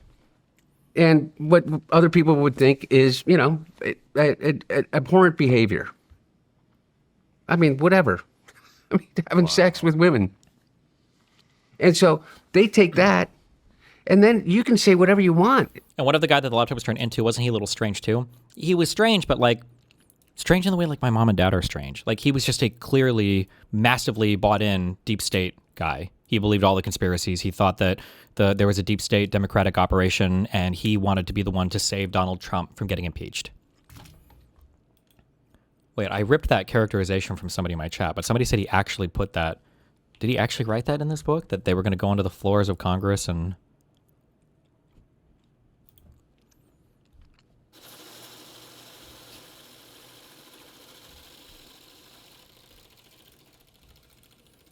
Well, okay, from YouTube. Thank you for the $100. I need this Euler guy. Uh-oh. Doobie.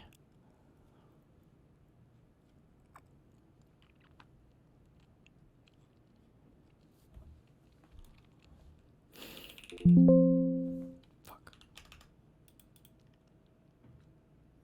What page was this? Somebody said there was a page on here.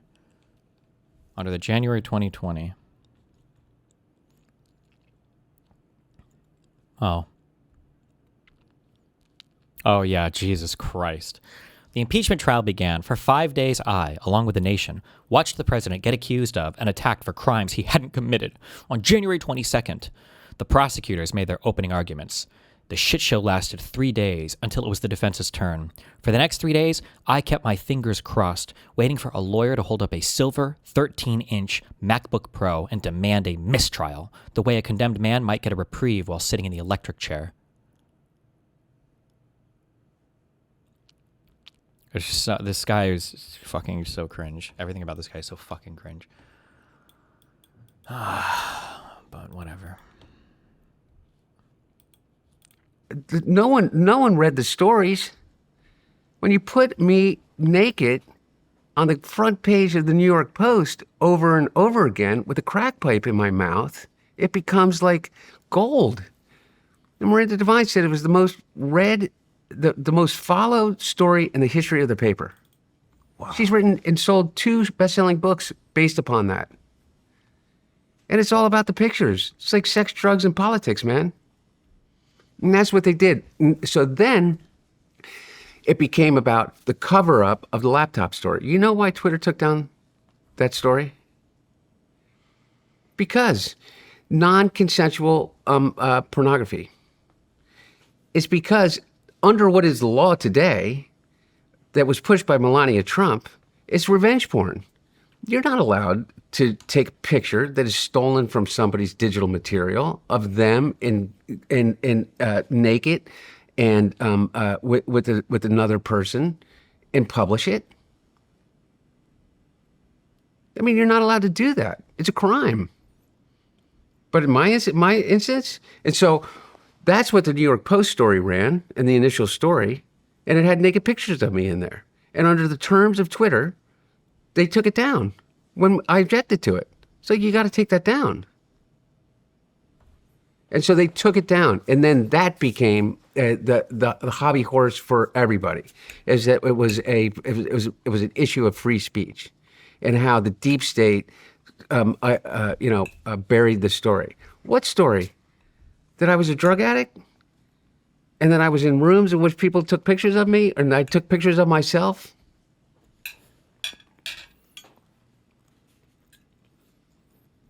Because otherwise, I've sat across from journalists, I've sat across from detractors, and I don't know of anybody that's kind of at least more informed than you are in terms of the number of people that have come through this studio that have had an opinion about it.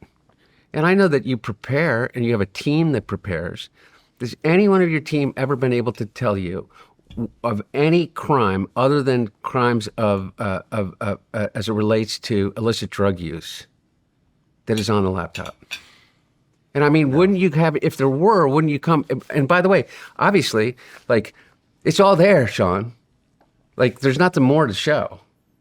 So there's not a single instance of a crime. And I told you is that I got investigated by Crim Tax and Maine Justice. I got 6 years of investigation of the U.S. Attorney in the state of Delaware, in the state of, in Pittsburgh, in Baltimore, in the Baltimore field office, in the Philadelphia field office, the U.S. Attorney in Los Angeles, the House Ways and Means Committee, the House Judiciary Committee, the House Oversight Committee, the Senate Judiciary Committee, Oversight Committee.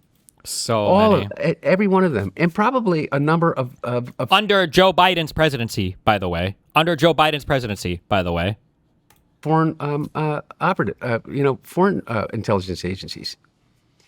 Not a single criminal act has been even accused of me that is based on evidence from the laptop.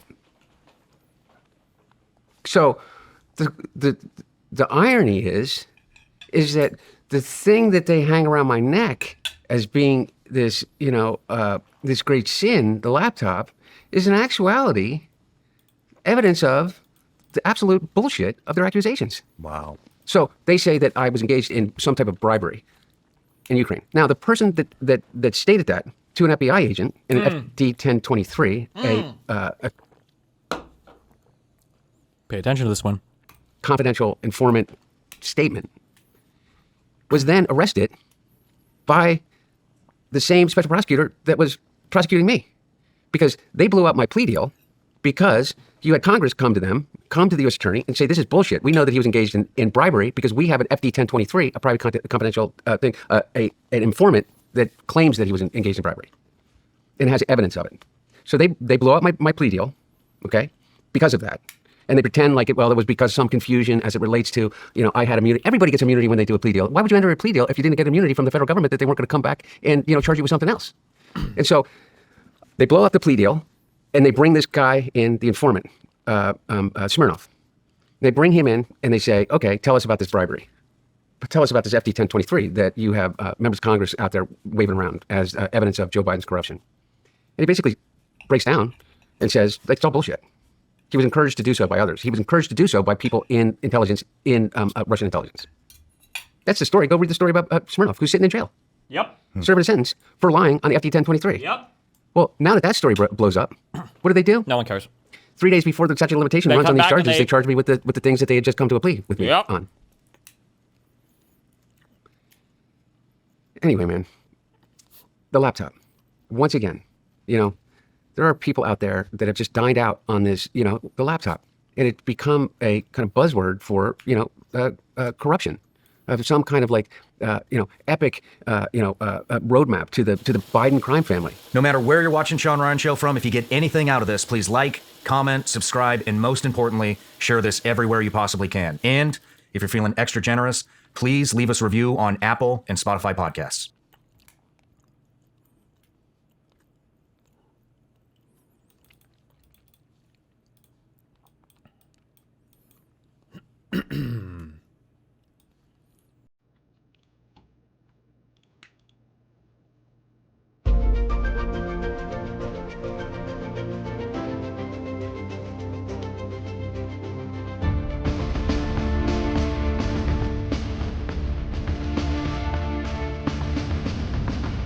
Freaking epic.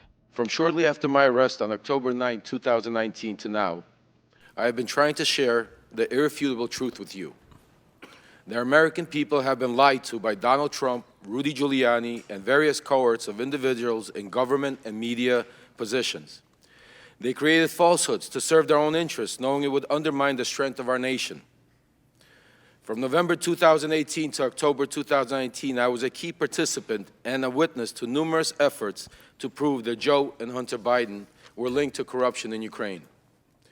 Rudy Giuliani, on behalf of then President Donald Trump, tasked me with a mission to travel the globe, finding dirt on the Bidens so that an array of networks could spread misinformation about them, thus securing the 2020 election for Donald J. Trump. Ironically, when I was arrested, my original indictment linked me to an individual referred to as unindicted co-conspirator 1. We now know this individual to be Congressman Pete Sessions, who sits on this very committee today. Today, I ask you to consider the following. In nearly a year traveling the world and interviewing officials in different countries, I found precisely zero evidence of the Biden's corruption in Ukraine. No credible source has ever provided proof of criminal activity, not the FBI, CIA, nor the NSA. No respectable Ukrainian official has ever said that the Bidens did anything illegal, including former President Poroshenko and former Prosecutor General Yuri Lutsenko. Even when CEO of Burisma, Mykola Zlochevsky, was offered a deal by Rudy Giuliani in exchange for information on the Bidens, he provided none, because there is none. The only information ever pushed on the Bidens in Ukraine has come from one source, and one source only: Russia and Russian agents. The impeachment proceedings that bring us here now are predicated on false information spread by the Kremlin. Everyone involved knew they were sharing lies. From Trump and Giuliani's shadow diplomacy, through my missions to Ukraine and elsewhere, to members of a BLT team, a group convened for the sole purpose of investigating and damaging the Bidens.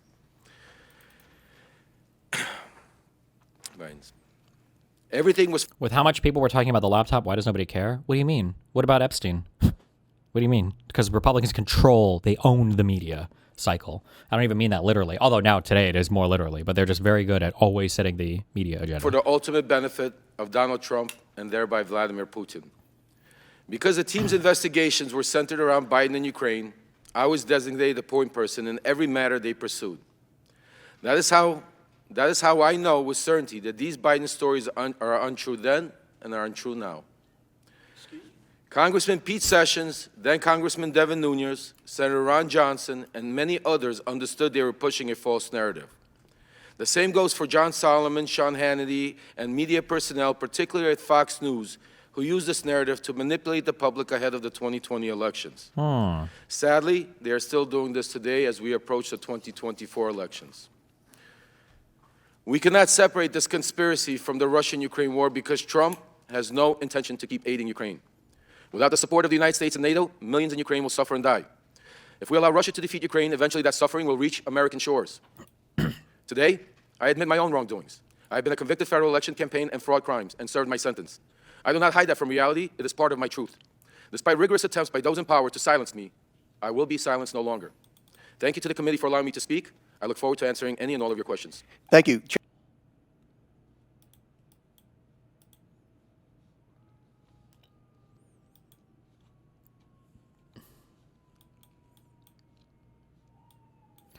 Is a Midas Touch interview with this guy?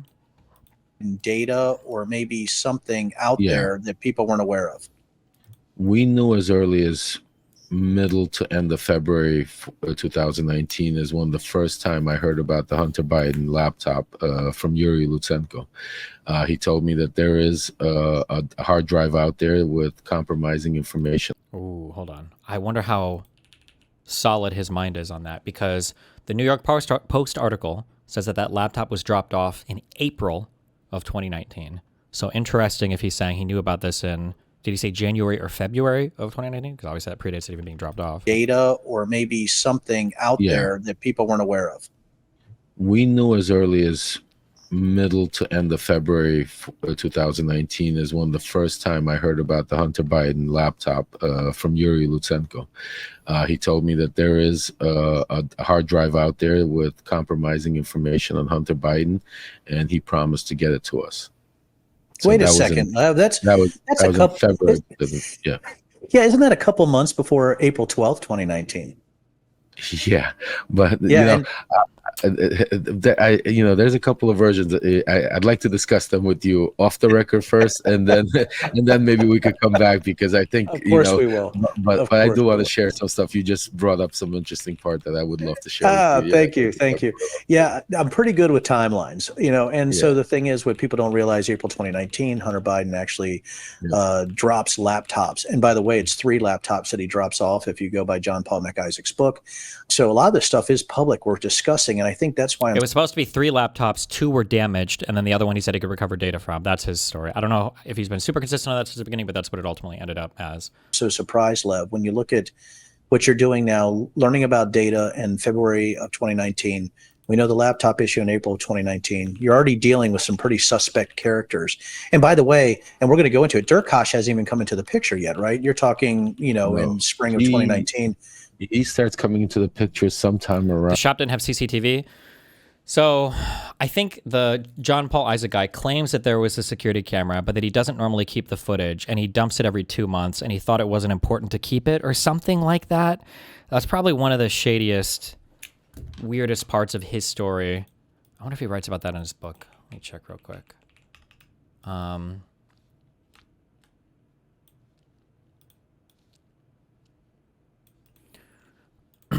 Control F, CCTV, Control F, security, footage, camera.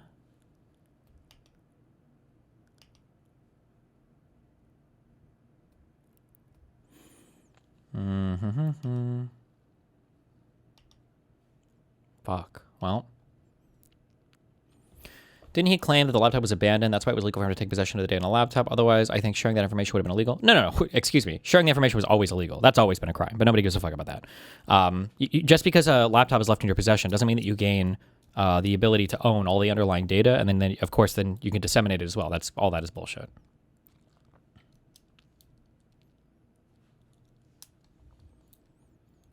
Damn, he really doesn't talk about...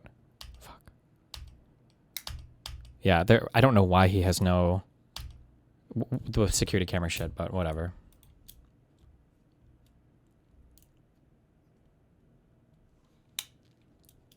Around like March through a guy named Kulik. So when Kulik, I get into this, Kulik, and that was Durkach's right-hand guy, and that's when they tried to push Durkach on us. But Durkach was so, I mean, he was so, it wasn't like it was that difficult. I mean, you could Google him and see who Durkach was. You didn't have to be like a heavy like investigator to understand that he was, an ex-KGB. His father was head of the KGB. That the guy is pro-Russian and. It's strange that you make such a confident statement like that, and it is easily Googleable and wrong. Look closer into that, Destiny. Laptops that are abandoned do not have data protection. You're completely wrong, and we have looked into it before a million times. I'm not going to look into it again. You can go ahead and look into it if you want, and you can link me some bullshit, but it's going to be you're reading it incorrectly, or you're mistaking like ownership of a laptop with rights to the underlying data, or rights to the underlying data and to publish them. I know you're wrong. We've looked at this so many times before. It's fucking retarded. I think there's even an explicit law written in Delaware where this was dropped saying that you never are allowed to do that. But even this, it's such a stupid claim. Like, I mean, just take a look at anything he says. So it wasn't that difficult to understand. This is not somebody that we should even be around. So is there any real evidence that Hunter ever was in that shop? No. The only evidence you could ever say is the fact that there's like a signature that somebody signed for it. But I mean, like, I don't know why forging a signature is probably not the hardest thing in the universe. So, did you meet Durkach? I never met him personally. I was supposed to meet him a couple of times through different people, but I kept canceling it because I understood who he was. Wait, the store has no CCTV? No, it does. But he said that the footage after 2 months automatically overwrote itself, and he didn't think it was important to save it or something. Which who the fuck knows why? But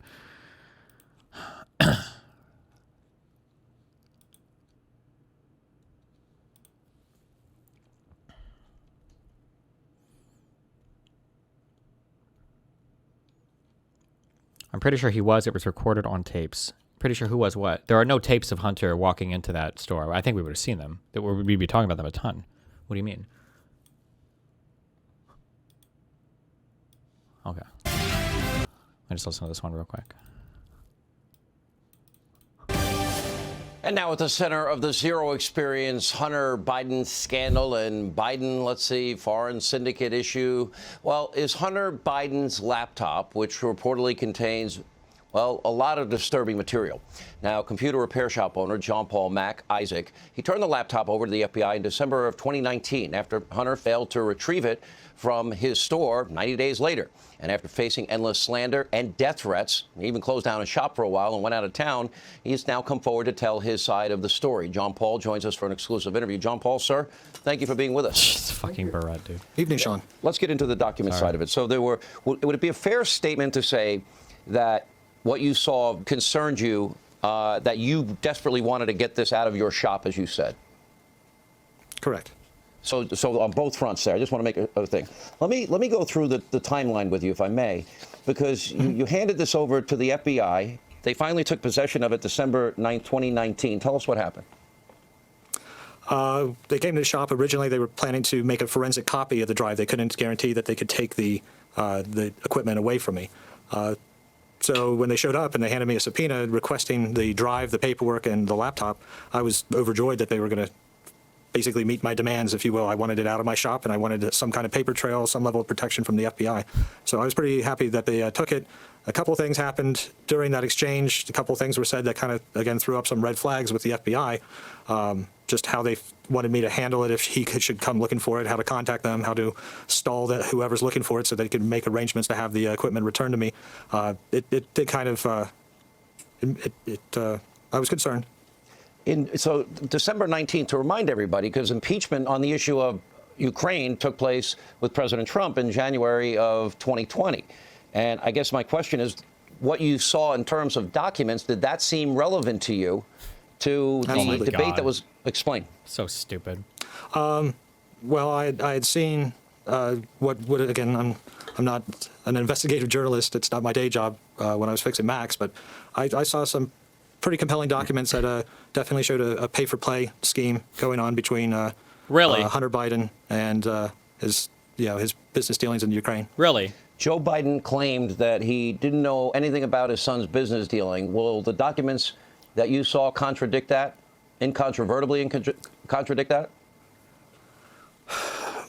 Yeah, I didn't Hunter himself say he dropped out on that Channel 5 interview? Biden in the first one. I don't remember if he did or didn't. I was drinking. I think there was a lot of coordination. I saw a couple emails coming directly out of the White House to members of Burisma staff that, including the vice president's schedule, any discussions that were going on about Ukraine and policies with Ukraine were being sent directly to Vadim, who's the number 2 at Burisma. Knowing what you know that was on it, knowing that you followed the proper chain of command, knowing that you were glad to finally get it out of your possession, but yet it was the smartest thing you ever did, handing it over for your own benefit and safety, and you wondered, why was it not admitted as evidence at impeachment? Now, is the evidence that compelling, that it was that relevant? I assume my interpretation is that you saw a flagrant double standard existed. Am I right in my interpretation? Well, what I saw was, two young men that were definitely capitalizing off of at least one of their father's positions to drum up more value in their efforts to get more money. And it was definitely a pay-for-play scheme. Definitely. Pay-for-play. Pay-for-play. I got my law degree at Rodeo Clown School, so I'm not Brian's better at the legal stuff, but it looked like this would be something that you would want to have a conversation with to another foreign leader about, because this was a lot of money that was exchanging hands, like a lot of money. Mm-hmm. And you, sir, you still have a copy of the hard drive, is that correct? Correct. Would you be willing to share it with me? I would love to. I'd have to talk to my attorney about that. You'll take it under consideration? Yeah, I have a very good attorney, and he's there to protect me for myself. Listen, sir, Costello? Who is his attorney? I'm curious. All I've read about you and all I've heard that you said, you've been put in a horrible position. I argue unfairly so. And, you just saw something. You said something. We ask people all the time, see something, say something. And you did. And it should not have happened to you this way. Is your business doing better now? Are you getting harassed less? Are you able to keep the doors open? Well, I'm getting harassed a lot less since I had to disconnect the phone and the email server. The business has been closed since November 2nd. For my safety, I had to get out of town about that time. I just didn't know. The hostility in my area was getting to the point where I didn't want to incite any anger. So I thought it was best that I just close the business and then get out of town. Thank you for sharing, sir. It's an important story. You did do the right thing. You're I think, based on everything you said to me and what people have told me they believe is on it, that that what you did is important, honorable, So and brave. I hope all the harassment of you stops and you continue, your life hopefully in anonymity and peace. Thank you, sir.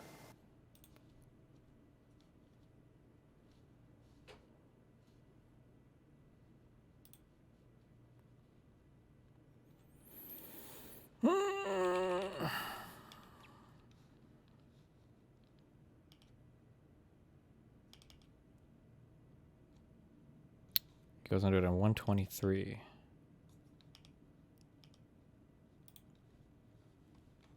For you. I'm not saying that you specifically have privacy, or you just got a housing market on Zillow. Well, guess what? Address, IP data, and shopping history That's is being crazy. painstakingly collected and sold to whoever's paying. Mostly to companies you've never even heard of. Data brokers. That's where Incognito comes from. And emails. No more type. It was old address, high school mascot, and landline from 2014. One of their privacy agents will handle it for you. You get 60% off your annual plan. That's Incognito. Just sign up your name, data, exclusive Archie guys. Center state. When exactly, as far as the media cycle goes, you also mentioned before we get into that your sobriety date was before the 2020 election cycle. When exactly do you think you had your last go? Officially June 1st, 2019. Oh, so pretty significantly before. Yeah. And you met Melissa right around then? Yeah. I met Melissa in the beginning of May. We got married in the middle of Attorney is Brian Della Rock, according to his book. Gotcha. May. I tell the story, and I have enough sense to recognize that if I was being told this story by my daughter in real time, I would say, you're out of your mind. It was a miracle that I found her. I met Melissa, and within literally an hour, I was dead. Yeah, being sober is not easy. It's even, she saw in Melissa somebody that's tough.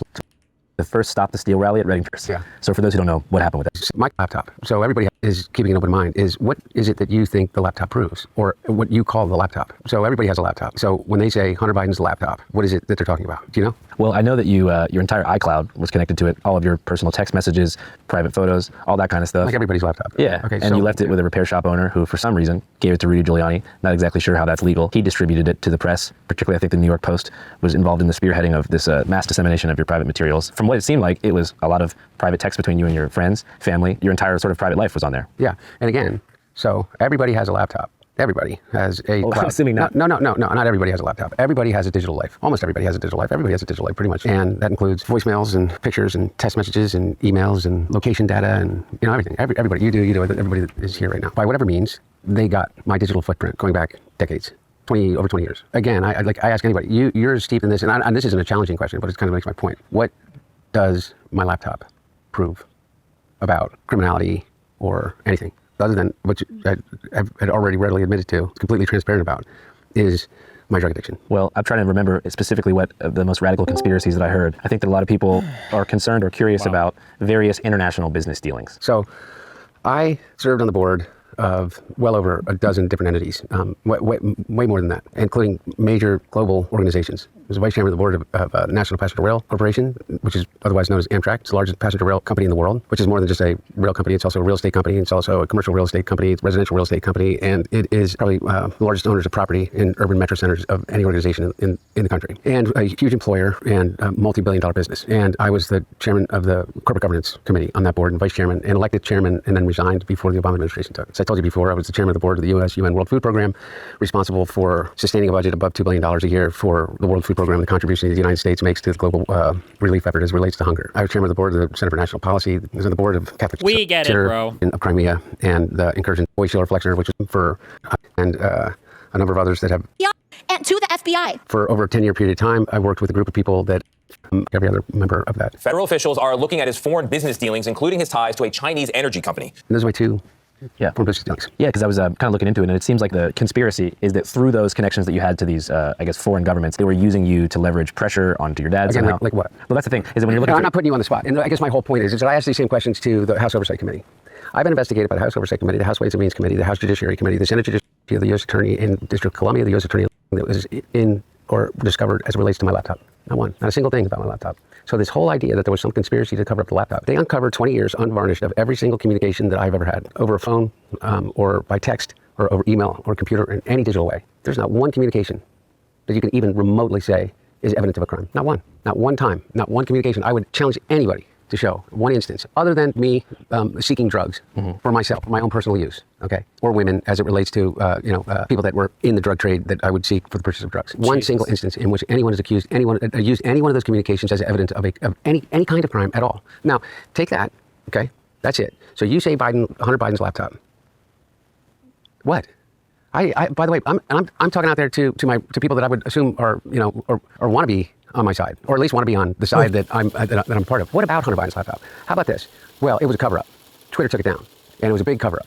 You know, and you have Matt Taibbi and all these guys who say, yeah, it was that Twitter took it down and Facebook took it down. It seems that big tech only censors, media companies only censor stories when they're negative towards the Biden campaign. You know why they took it down? Because what they did was they published naked photos of me under the new federal law that wasn't a cover-up. And then you had 100 former national security officials come out and say, this looks like it could be a Russian op. Because it is. Because in the course of an election, what happens? You have Rudy Giuliani in conjunction with Steve Bannon, in conjunction with Miles Gao, who's in jail, who is, I don't know how many other counts of fraud and bribery, and is a Chinese national, was working directly with Steve Bannon, and a number of others, including Bernie Carrick, who, God rest his soul, is dead, that basically came out and said, we have Hunter Biden's laptop. And the big reveal about Hunter Biden's laptop was that I was a crack addict. But, unfortunately for them, I'd already admitted that I was a crack addict in the pages of the New Yorker. It did a, 13,000-word article with Adam Entos, in which I told everything about myself and my own struggles. And they just simply conflated the two. They said, well, Joe Biden fired the prosecutor in Ukraine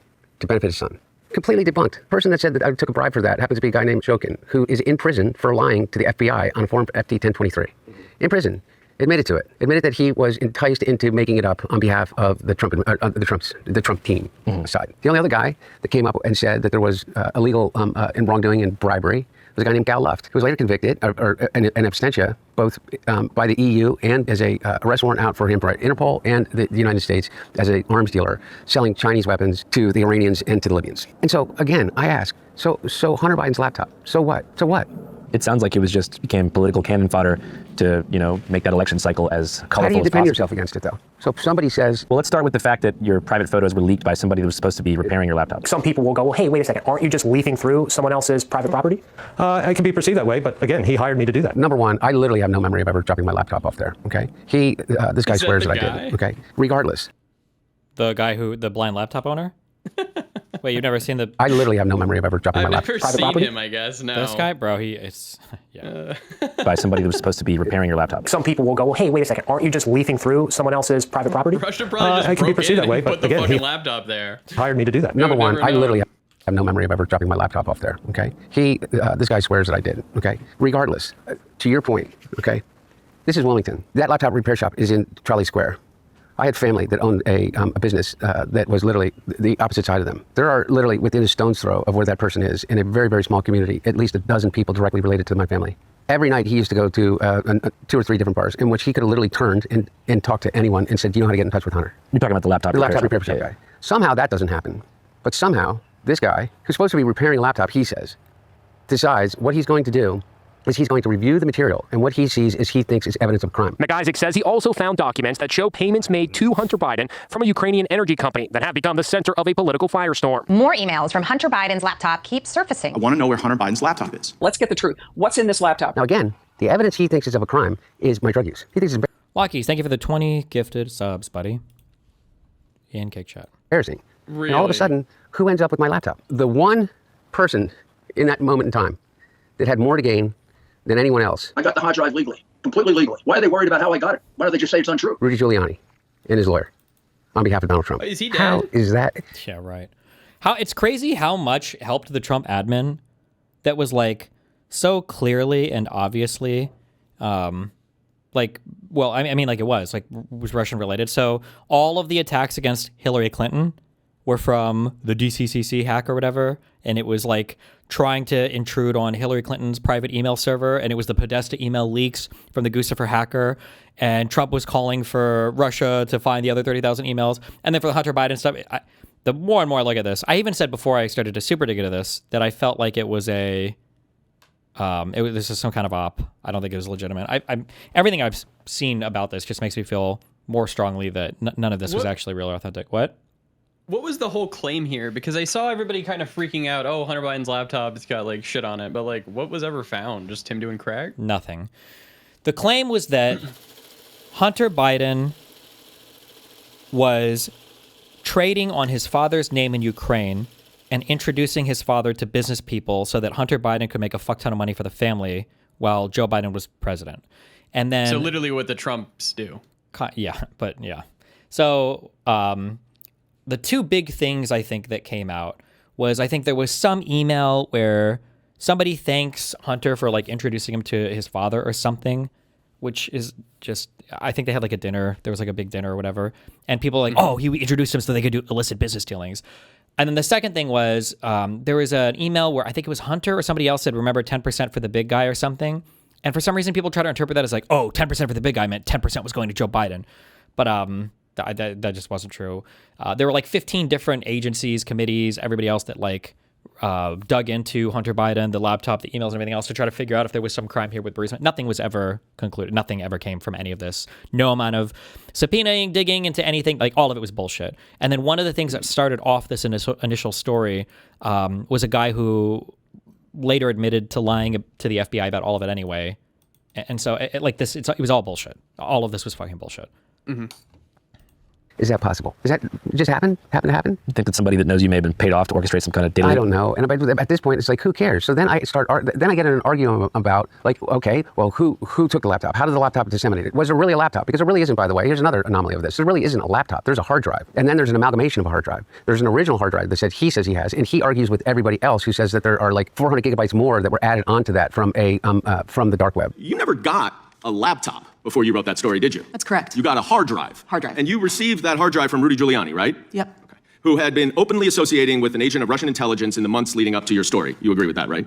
I guess. So you think the repair shop story is made up? I don't know, but all I know is that whatever this amalgamation of stuff is came from a whole host of different sources. Yeah. Because you can look at it now and the stuff that like who thinks this is right? Who thinks it's right that every picture that you've ever taken, the ones that you would be embarrassed by and the ones that you would be proud of, should be on a website controlled by a guy that is a Christo-fascist fucking incel that lives in Indiana or Illinois? I forget which one. Let's hope Indiana, because it's worse. But really, who comes up with a 435-page dossier about all the crimes that it details? But literally, it just is it is an entire fiction that makes money off of. Who thinks that's right?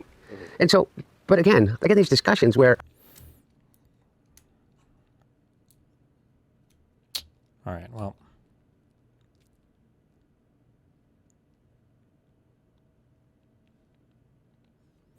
People also, I might have even joined in on this, embarrassingly enough. People also got mad because they said that this was this was evidence that the entire intelligence community was working against Donald Trump, and it was evidence of the deep state because there was this list of like 51 senior intelligence officials across the intelligence community that all signed a letter saying, hey, this Hunter Biden laptop story kind of seems like Russian misinformation or disinformation. And now the majority of Americans, including those in the fucking lib dipshit media, all kind of agree that the story was actually real and all these intelligence people were wrong. And maybe it was evidence that the intelligence community was a little bit too anti-Trump. All that's bullshit. I think now especially, I think these people were absolutely correct. This was a bullshit Russian story. And it was successful in what it was trying to set out to accomplish, even though Trump technically did lose that election, right? Because this was over the 2020 election, right? Mm-hmm. Hillary and all that was the 2016 bullshit. This is 2020. But I mean, they did so much damage to Joe Biden and just further served to undermine everything relating to our intelligence community and further Trump's claim of the deep state and everything else. But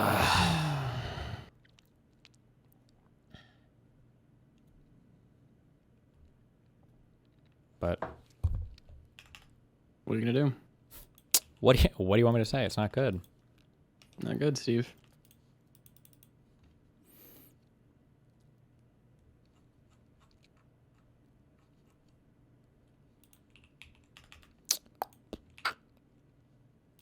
What was this? Somebody said 10 minutes of content from Gistical stream. Why? Okay, we need to watch this. Apparently, this is another quote from the Bob 7 Manifesto. Apparently, this Bob 7 Manifesto is very, very, very... January 23rd, 2025. Was this a few days after Pixie released her Substack, I think? Very interesting. Why is... I didn't even know Anna was on this fucking stream. What? Destiny, this VOD is important. Why? Apparently tomfoolery is totally on Destiny's side, I'm hearing from my chat. Is that Tom? Kimmy Marie is Anna, yes. 10 on the menu. Classic? Tom is fair. Certified classic. Okay. Hold on. I mean, he shared very well. you know, there was that stream incident, wasn't there? So I suppose he's not much room to judge. Character assassinating of me. Like, Destiny's abusive, Destiny's disgusting, blah, blah, blah, blah, blah. Like, yeah, like, I can be a pretty cool motherfucker. And yeah, you know, me and Malin have problems, but I don't think I fucked up at all of this. I'm not running around screen sharing people's nudes, calling people ugly behind their backs while telling them I want to fuck them because they're like trying to go up on shows that I'm like a producer. Hold on.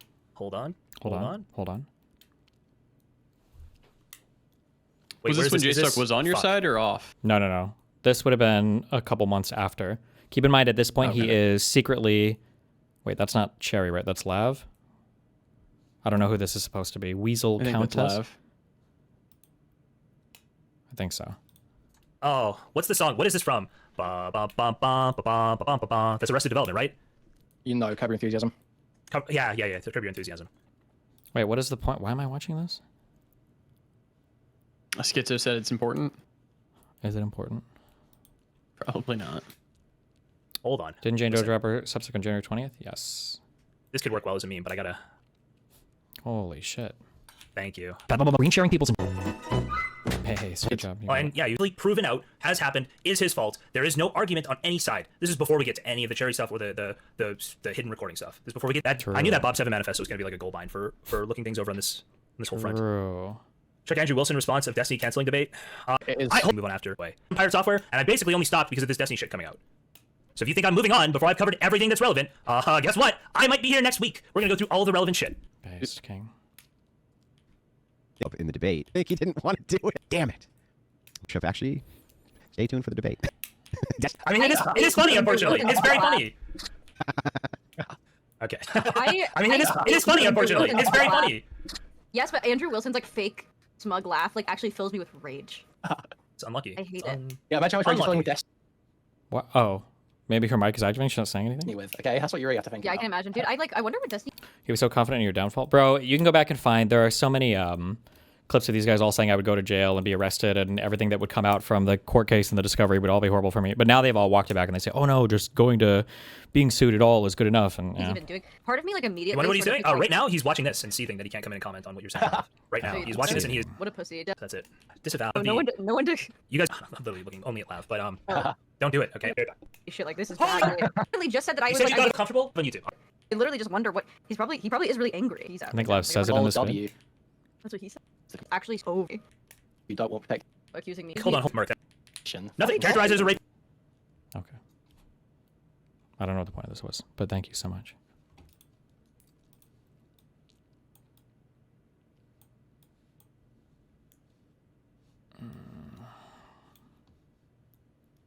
Can I get 100 by a link to FBI money laundering probe?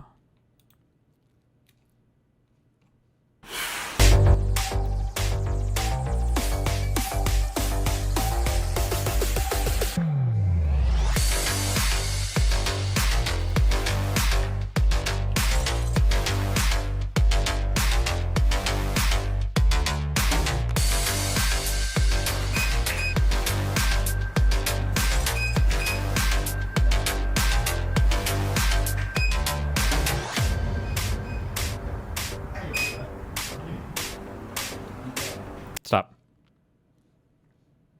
Also breaking tonight, the third story in a row, there are new developments in the Hunter Biden email story.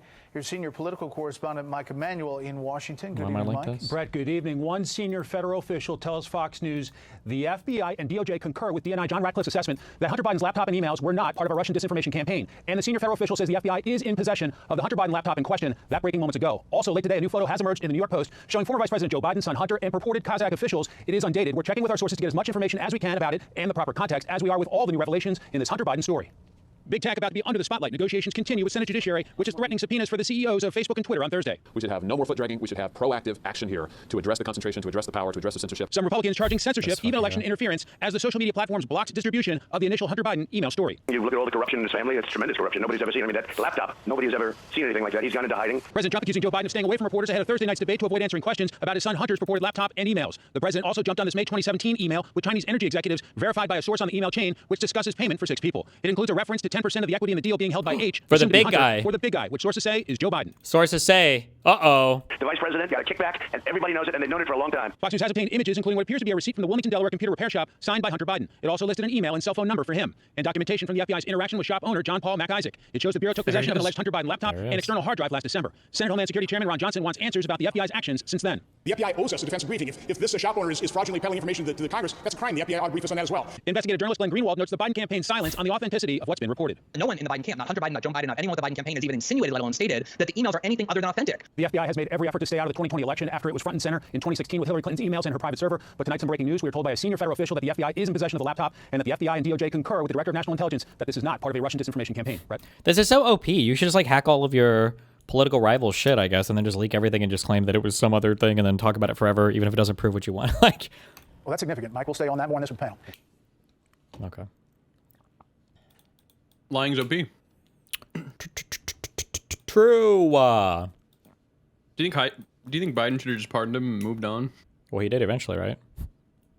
Yeah, but at the end, should have just done it immediately. Fuck it, man. Who Well, cares? probably. But then we would have undermined confidence in the American system of justice. Oh, no. Which definitely hasn't happened. Yeah.